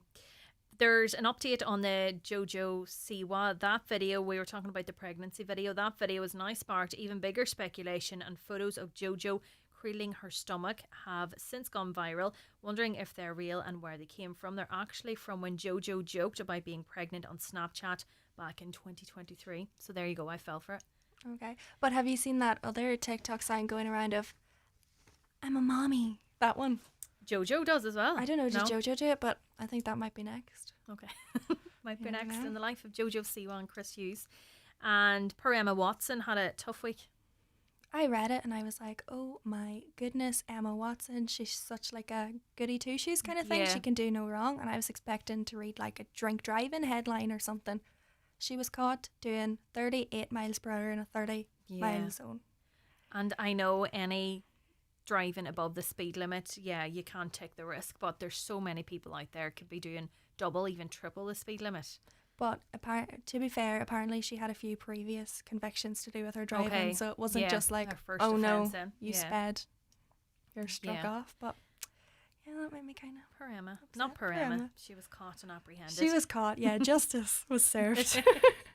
And we were discussing earlier as well about this person that took a flight from New York to Ireland to spend not even a full day here. I just can't imagine, like, this is whenever we're talking about carbon emissions and everything, and no harm, you're like Cliffs of Moher. A lot of people actually, tourist-wise, who have spoken to it, they reckon Slieve League is far better. Oh, right. Yeah, not even saying It that is from stunning now, in a fairness, Donegal but- point of yeah. view, but yeah, I've never done Cliffs of Moher myself. Me you? either, no. But fear of water, so Slieve League was enough of a challenge. Okay, fair. Yeah. But would you, if you could do, never mind carbon emissions, if you could go anywhere for one day, where would it be, do you think? One day, see, I wouldn't be happy with just one day. Have you seen everyone on that swing in Bali? Yeah. I think Beautiful. I'd go do that because you get your picture, you'd be like, wow, this is beautiful. And then Yeah. you could head off. But such a long trip too. That's even coming like from New York. What is it, 5 or 6 hours? I think 5 it's 6 hours maybe, hours, or yeah. whatever. You'd be wrecked by the time you get here and back. Oh, I know. And then, like, if there's a time difference, like, what Yeah. would you do? And they were saying that they went to visit the cliffs and then they got a flat tire, so that's all they could do. They had to go back and get their flight then at 2:30. Like, did they even get to, like, eat Irish food? Like, Possibly not. Guinness, Yeah, maybe in the anything? duty free. Whiskey? Yeah, That's but very no, sad. it's shows you what influencers do just for a bit of clickbait. Bit of clout. Yeah, Mm. bit of clout. Anyway, Shannon, anything else you've got for us? Is that us today? Oh, finally. I printed this off because I thought it was funny. The Keys in Galway have a poster up with the two culprits, the affairs.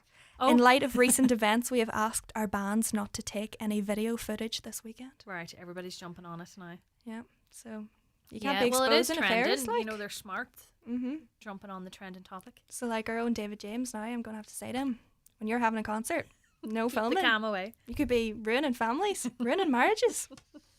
Shannon, thank you so much as always. Thank you. The 9 till noon show with Letterkenny Credit Union, now offering mortgages from 40,000 to 600,000 euro with no hidden fees or transaction charges. Letterkenny Credit Union, 9102127. This summer, whatever adventures you're planning, you can make them cleaner and greener with Certa HVO fuel.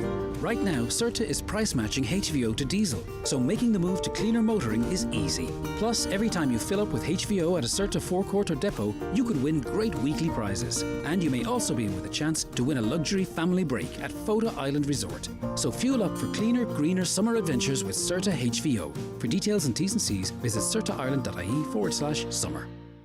TFI Local Link operates evening and weekend services throughout rural Ireland to help you stay connected 7 days a week. We know life doesn't just happen 9 to 5, so if you're commuting, shopping, visiting family, or going out in the evenings or on the weekends, let TFI Local Link take you there. Visit transportforireland.ie.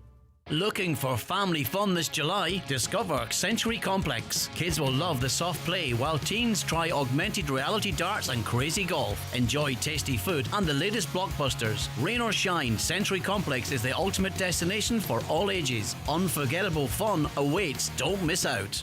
Thinking of changing your floors? Why not see what Florid Letterkenny has to offer? Florid have a large selection of solid, semi-solid and laminate click vinyl wood flooring together with a fantastic choice of parquet, herringbone flooring, all at incredible value. Don't delay. Call Florid today on 087 161 7008. Oakfest 2025 returns to Oakfield Park this September 6th and 7th. 2 days, 2 stages, 1 unforgettable weekend. Enjoy live music, incredible food and drink, and glamping under the stars, all in one of Ireland's most spectacular settings. Saturday, live and original, featuring Wet Wet Wet, Boney M, Racy, and the Whistling Donkeys. Sunday, Legends Reimagined, with tribute performances to the Eagles, Blondie, Springsteen, and more. Tickets are going fast. Get yours now at oakfieldpark.com. Highland Radio Time Checks brought to you by EirGrid, the operator and developer of Ireland's electricity grid. EirGrid, powering up communities, powering up Ireland. The time is... The time is now 26 minutes past 11. Now, one of my favourite shows, Gogglebox Ireland on Virgin Media, is issuing a casting call for new recruits. I'm delighted to be joined by series producer David Noble. Good morning, David. Morning, how are you keeping? All good, thank you very much. So what kind of characters are you looking for this time round?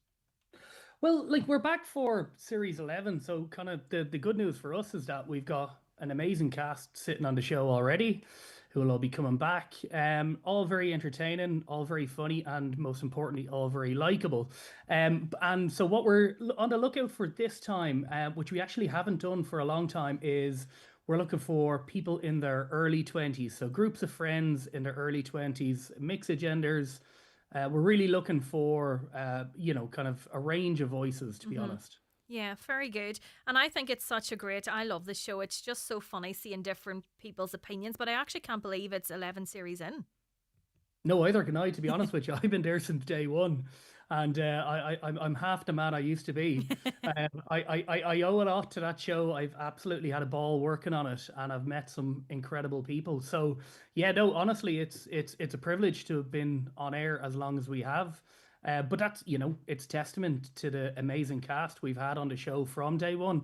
And so it's very important for us that we're able to kind of keep that going a year on year. And is there any particular interest that people need to have, or they can have a wide range in interest? Oh no, like I try not to be kind of like overly prescriptive about the types of personalities. Really kind of like, funny you should say, like the types of people who tend to work really well on the show are people who don't want to be on the show. Okay. A lot of times it's people who don't want to be on the telly are kind of the most authentic, interesting, funny, because it's not people who say, oh, I'm gas crack. It's people who go, oh no, actually my mate or my ma or whatever it is gas crack. Right. And you talk to them and they're like, oh geez, I wouldn't dream of doing that. So you're talking them into doing it, and before they know it, they love taking part. Yeah. But yeah, that's the type of personality kind of tends to work best. So for anybody interested, what can they expect when they are taking part in terms of filming and the hours involved? Yeah, so like it's not massively laborious. It is watching telly after all, which is kind of the nice part of it. So like we ask people that they're kind of giving up one evening a week. Okay. Is pretty much kind of the ins and outs of it. It's nothing too kind of taxing. And it's kind of a couple of hours at a time. So long as people have that kind of availability, and given that we are looking for people who are in their early 20s, that tends to be that bit easier to find. Now, having said that, we are also on the lookout for new families. And we're very open-minded as to kind of what makeup that type of family might be. Kind of, we're not prescriptive about it being like the classic 2.4 children. If there's a granny or an auntie and uncle involved, we're all ears. Very good. So how can people apply then?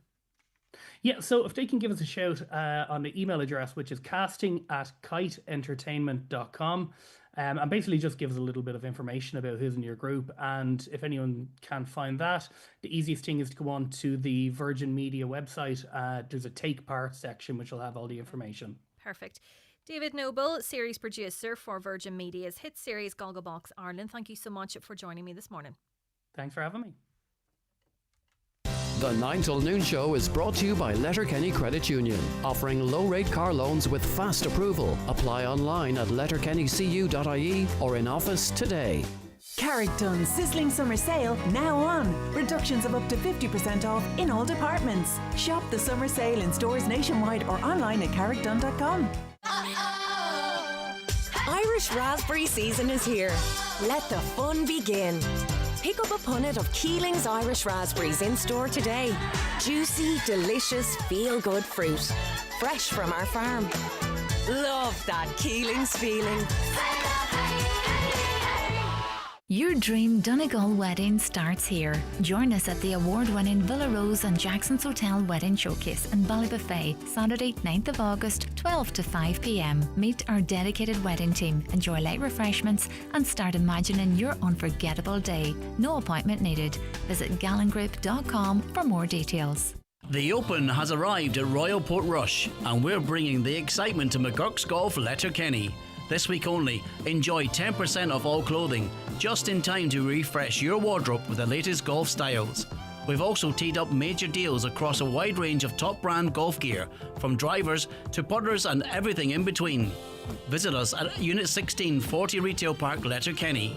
McGurk's Golf, your game, our passion. Plan something new at the start of the year? Well, who hasn't? Now's your second chance with the 252 registrations at iMotors.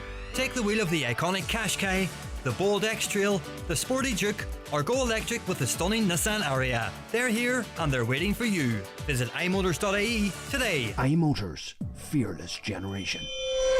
On Business Matters this week, I'll be speaking to Seamus McLaughlin, Managing Director of iMotors, about new car sales, the move towards electric vehicles, and other trends in the motor trade. So join me, Chris Ashmore, for Business Matters after the 6 o'clock news on Sunday. Watch the show live now on YouTube, Facebook, and at highlandradio.com.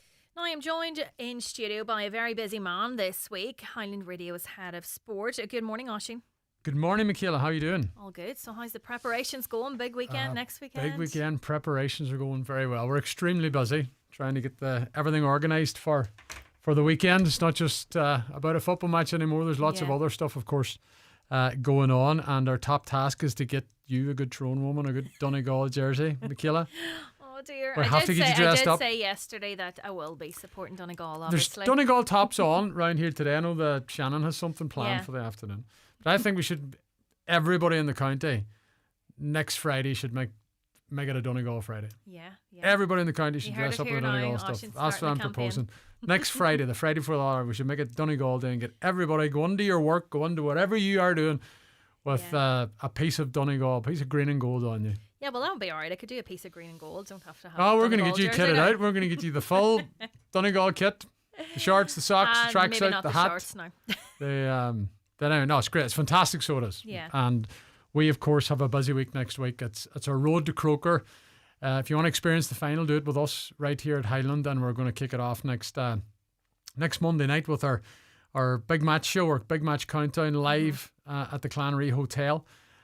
Tickets are on sale for the event, and I must say they're going very well. They're flying out the door. Sounds great. There's going to be a big crowd. There's huge interest in it, and it's a night of football talk and a bit of entertainment as well. Michaela, as you know, we were on, what day was it? Tuesday, Wednesday, I was talking to you. We were on the road to Dublin. Yeah. I'll tell you all about that in a minute. But we confirmed our panel, and it's stacked with All Ireland winners and All Stars as well. So the likes of Eamon McGee, of course, a winner in 2012, and Tony Boyle, an All Star and a winner in 92, will be joining us, along with two Tyrone men. We can't forget about our neighbours. Get a couple of years on over the road. Ronan McNamee, whose mother's actually from Donegal. There's a link always. There's somewhere. always a link. He's coming along. He's an All Ireland winner of 2021 and an All Star in 19, if I'm right. And Gavin Devlin won an All Ireland with Tyrone when they got their first back in 2003. He was Mickey Hart's right hand man. He's the coaching guru.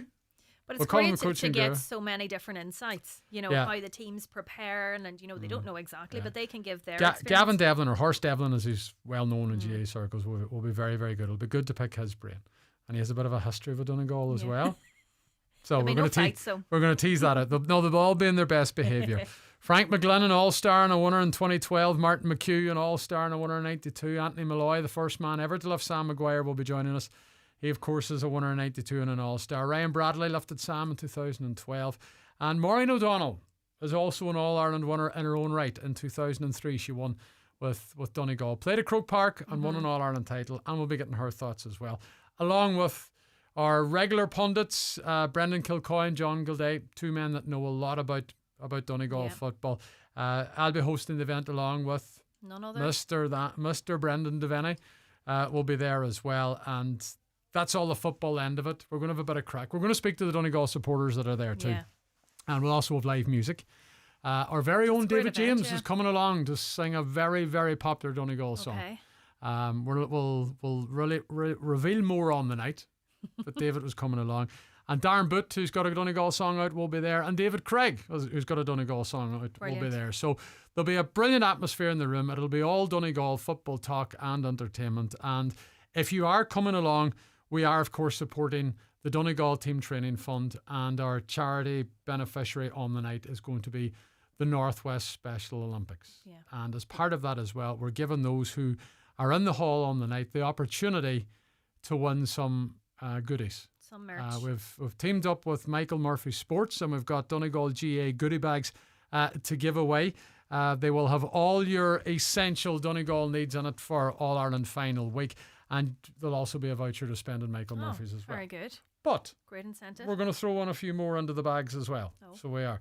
We have vouchers for Backstage Restaurant at Century Play in Letterkenny. Will also be in the goodie bags. As will a voucher for Watson's Menswear, Main Street in Letterkenny.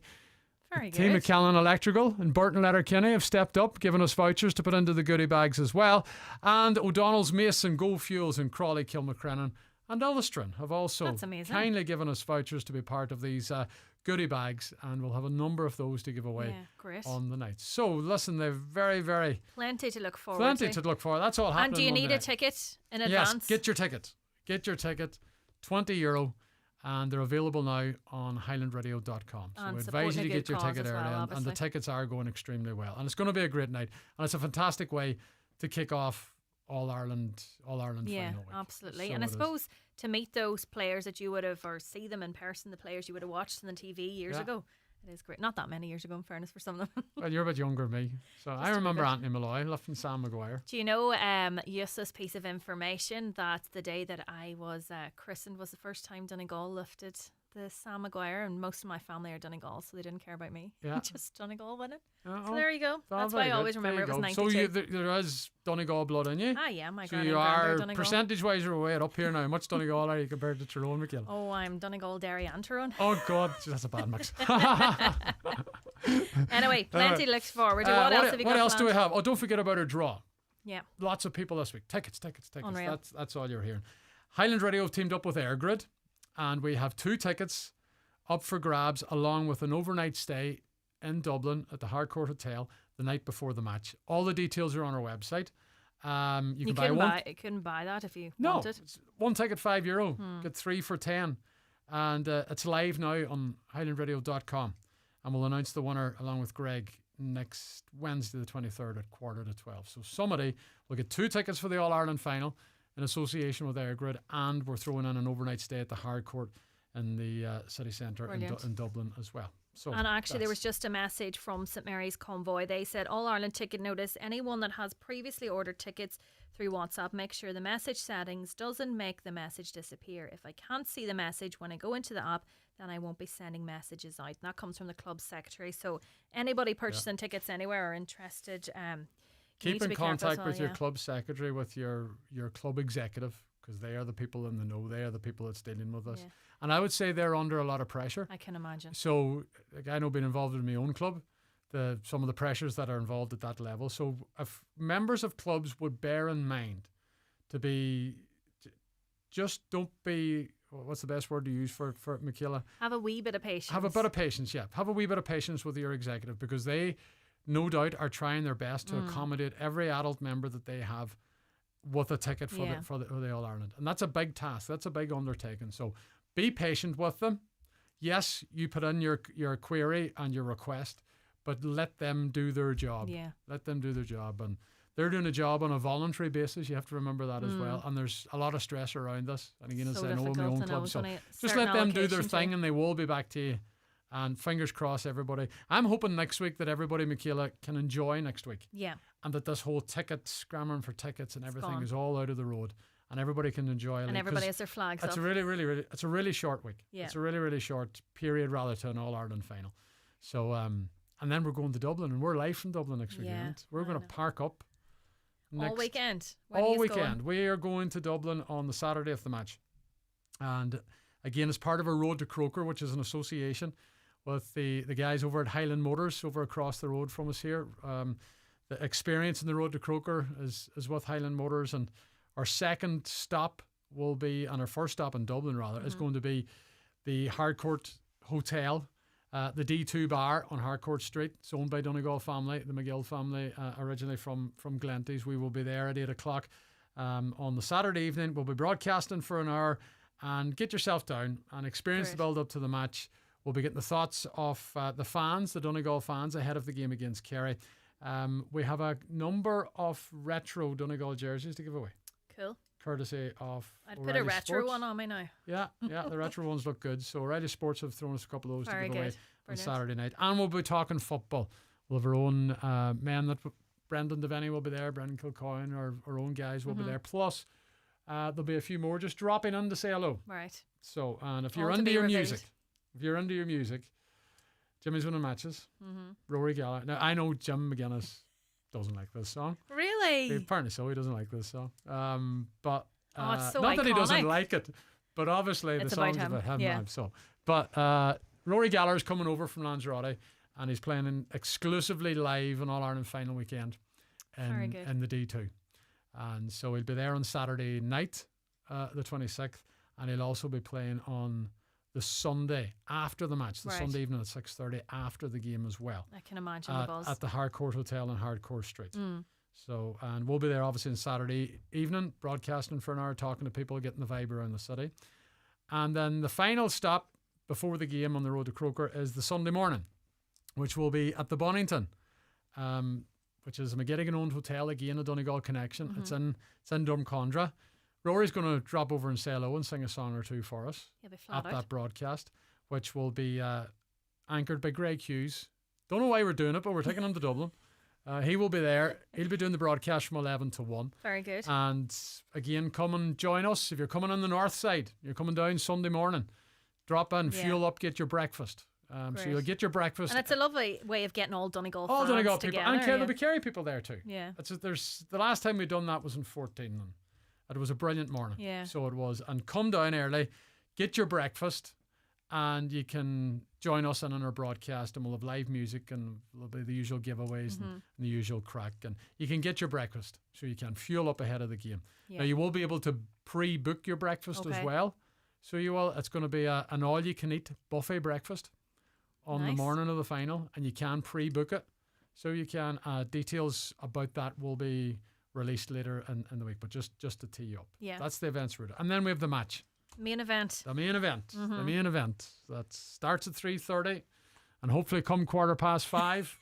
We'll be seeing Patrick McBurdy standing on the steps of the Hogan stand, lifting the Sam Maguire for what would only be the third time ever for Donegal to do, which would be amazing. It would be amazing. That's what every single Donegal supporter is hoping next week. That these So boys what can- time does your coverage then for your commentary start? The Bonington stops at 1, and we'll probably be live shortly after 2 with the build-up. We'll have an extensive build-up then from the ground. Very good. So we Who's will, joining you for that? Tony Boyle, obviously Brendan Devaney will be alongside us. Brendan's doing other work as well that weekend. So he'll be there. Tony Boyle's coming on board, 92 All-Ireland winner for our commentary. Brendan Kilcoyne has followed us all the way. He'll be in the commentary team too. So we have an extensive commentary team for the match. And great. If they won it, there'll be a whole lot of other stuff to come What after do you that. mean Michelle. if? Oisín, I was going to ask you, what do you think? And you said if. What? Well, as a Tyrone woman telling me we are going to win it. I don't know. I says I'm a fair weather fan. I don't know. Fingers crossed. Yeah. Fingers crossed. Be great to bring it's it a back big to week, Ulster. and we're getting fully behind Donegal. Yeah. And it's fantastic. There's such a buzz in the county at the minute. And We've had I a think hectic this few days. road to Croker is brilliant. Well, we've had a hectic few days, and the team upstairs know as well. It's been crazy the last couple of days trying to get this in place, and because obviously there's a lot goes on behind the background, so this can actually work. It's just not that you step up with a microphone and start talking. Absolutely. You can't do that. You have to have it right, and we're trying to put on the best show possible as we can in the lead up to the All-Ireland final, and hopefully Donegal put on the best show possible they can and lift the Sam Maguire on the Sunday. Yeah, well, it'll all be well executed, no doubt. Yep. So stay tuned to Highland Radio all this next coming week. Yeah, for the and Monday show. Get your tickets for Monday show. It all starts. All starts on Monday, and obviously Sunday's a big game, and we'll be well tuned, and there's plenty of surprises along the way, I'm sure too. There will be, no doubt. Oisín, Thanks, Michaela. Thanks very much. Have a good weekend. The 9 till noon show with Letterkenny Credit Union. Simplify your debts with a debt consolidation loan from Letterkenny Credit Union. Call us on 074 9102126 or apply online via our app or in office today. Unmissable deals at Evolve Clothing. Tommy Hilfiger jeans only €50. Chinos and jeans from just €10. Summer sale is on now at Letterkenny Retail Park or shop online at evolveclothing.com. Stocks won't last. Look smart for less in the big summer sale at Watson Menswear Letterkenny with up to 50% off suits, blazers and shirts. Also a great suit deal with a suit, shirt, tie and shoes, all for just €299. If you've got a big occasion coming up or just want to look smart for less, visit the sale now on at Watson Menswear. Open 7 days a week on Main Street, Letterkenny and at watsonmenswear.com.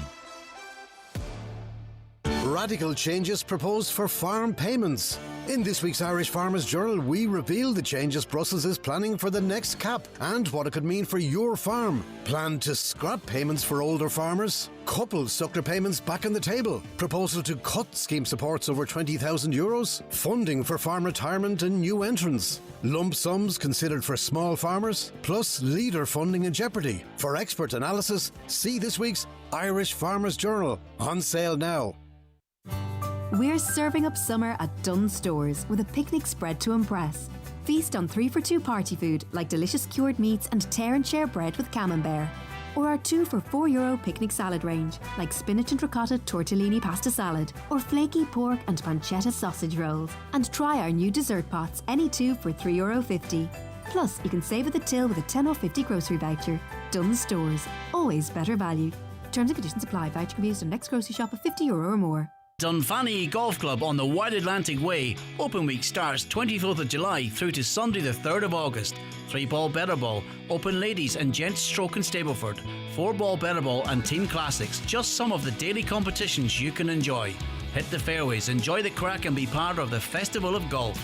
To book, call 074 91 36335 or visit dunfannygolfclub.com.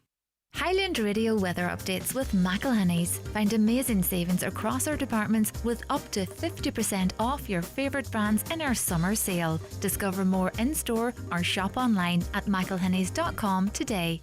Today's weather, mostly cloudy this morning with patchy light rain or drizzle. It will gradually brighten up through the day with some sunny spells and scattered showers developing. Highest temperatures of 17 to 20 degrees. Now, I forgot to mention when Oisín was in studio, so you can fancy winning entries into our draw for 2 All-Ireland final tickets plus an overnight stay in the Harcourt Hotel the night before the match. Oisín announced there that the competition is ongoing on our website and you can purchase the tickets there, but you can also win entries into that draw.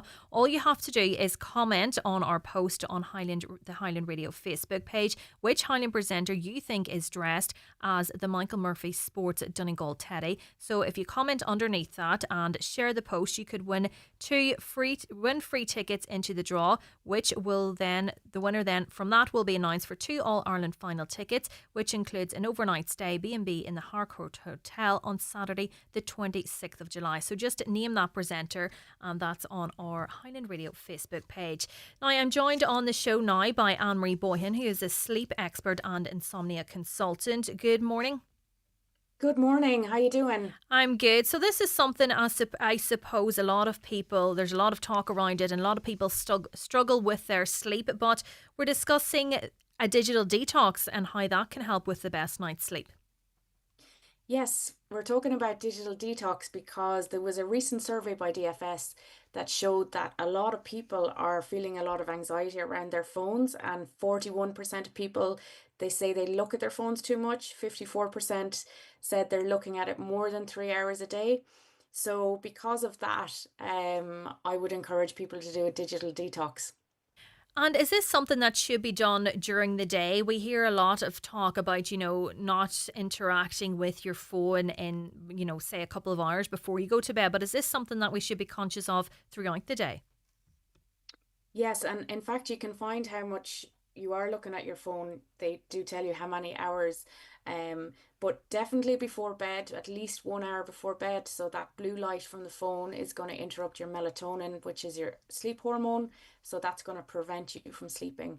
But there's one tip that I would like people to try. It's called the 777 detox. So try disconnecting your phone or putting it away from 7 p.m. in the evening until 7 a.m. Okay. And try that for 7 days.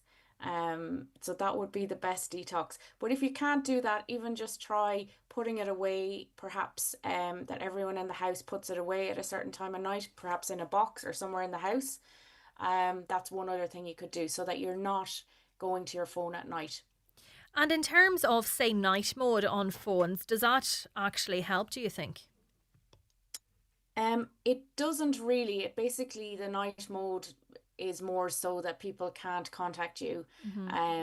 But what I would recommend, if you're someone who needs to work in the evening or works on a laptop or a screen, there's an app called Flux, F.lux, and basically what it does is it puts an amber light on your phone or your laptop, and that stops the blue light, the harmful blue light that stops the melatonin production. So that this Flux app is better to work with because you're getting that nice amber light instead of that dangerous blue light. And is there a difference then, from somebody scrolling on their phone to, say, watching Netflix on the TV? Is it the blue light that's the difference there, or it's, your brain's constantly working?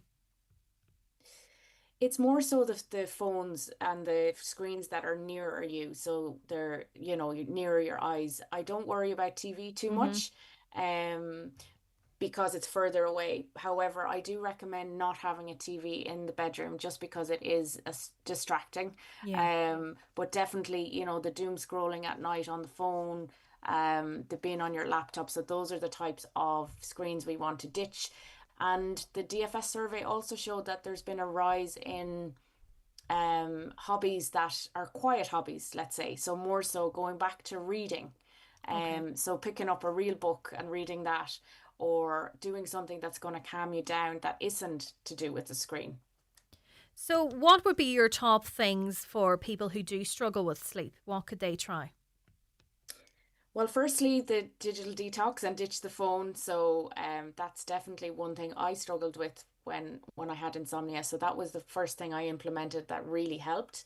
And apart from that, it is to wind down before bed. So give yourself that buffer time between your daytime, whatever you're doing during the day, whether that's working or school. So give yourself a break between that time and your sleep time to actually tell your brain to wind down. So that could be something really simple like making a cup of sleepy tea, like a chamomile tea. It could be listening to a podcast. It could be going for a walk. So it's something that's going to relax you. Perhaps it's listening to a meditation, but we need to find some kind of wind down time for us to get to sleep. That would be my first tip, the phone, the winding down. And then the other thing I would say is to watch your caffeine intake during the day. So don't drink caffeine after 12.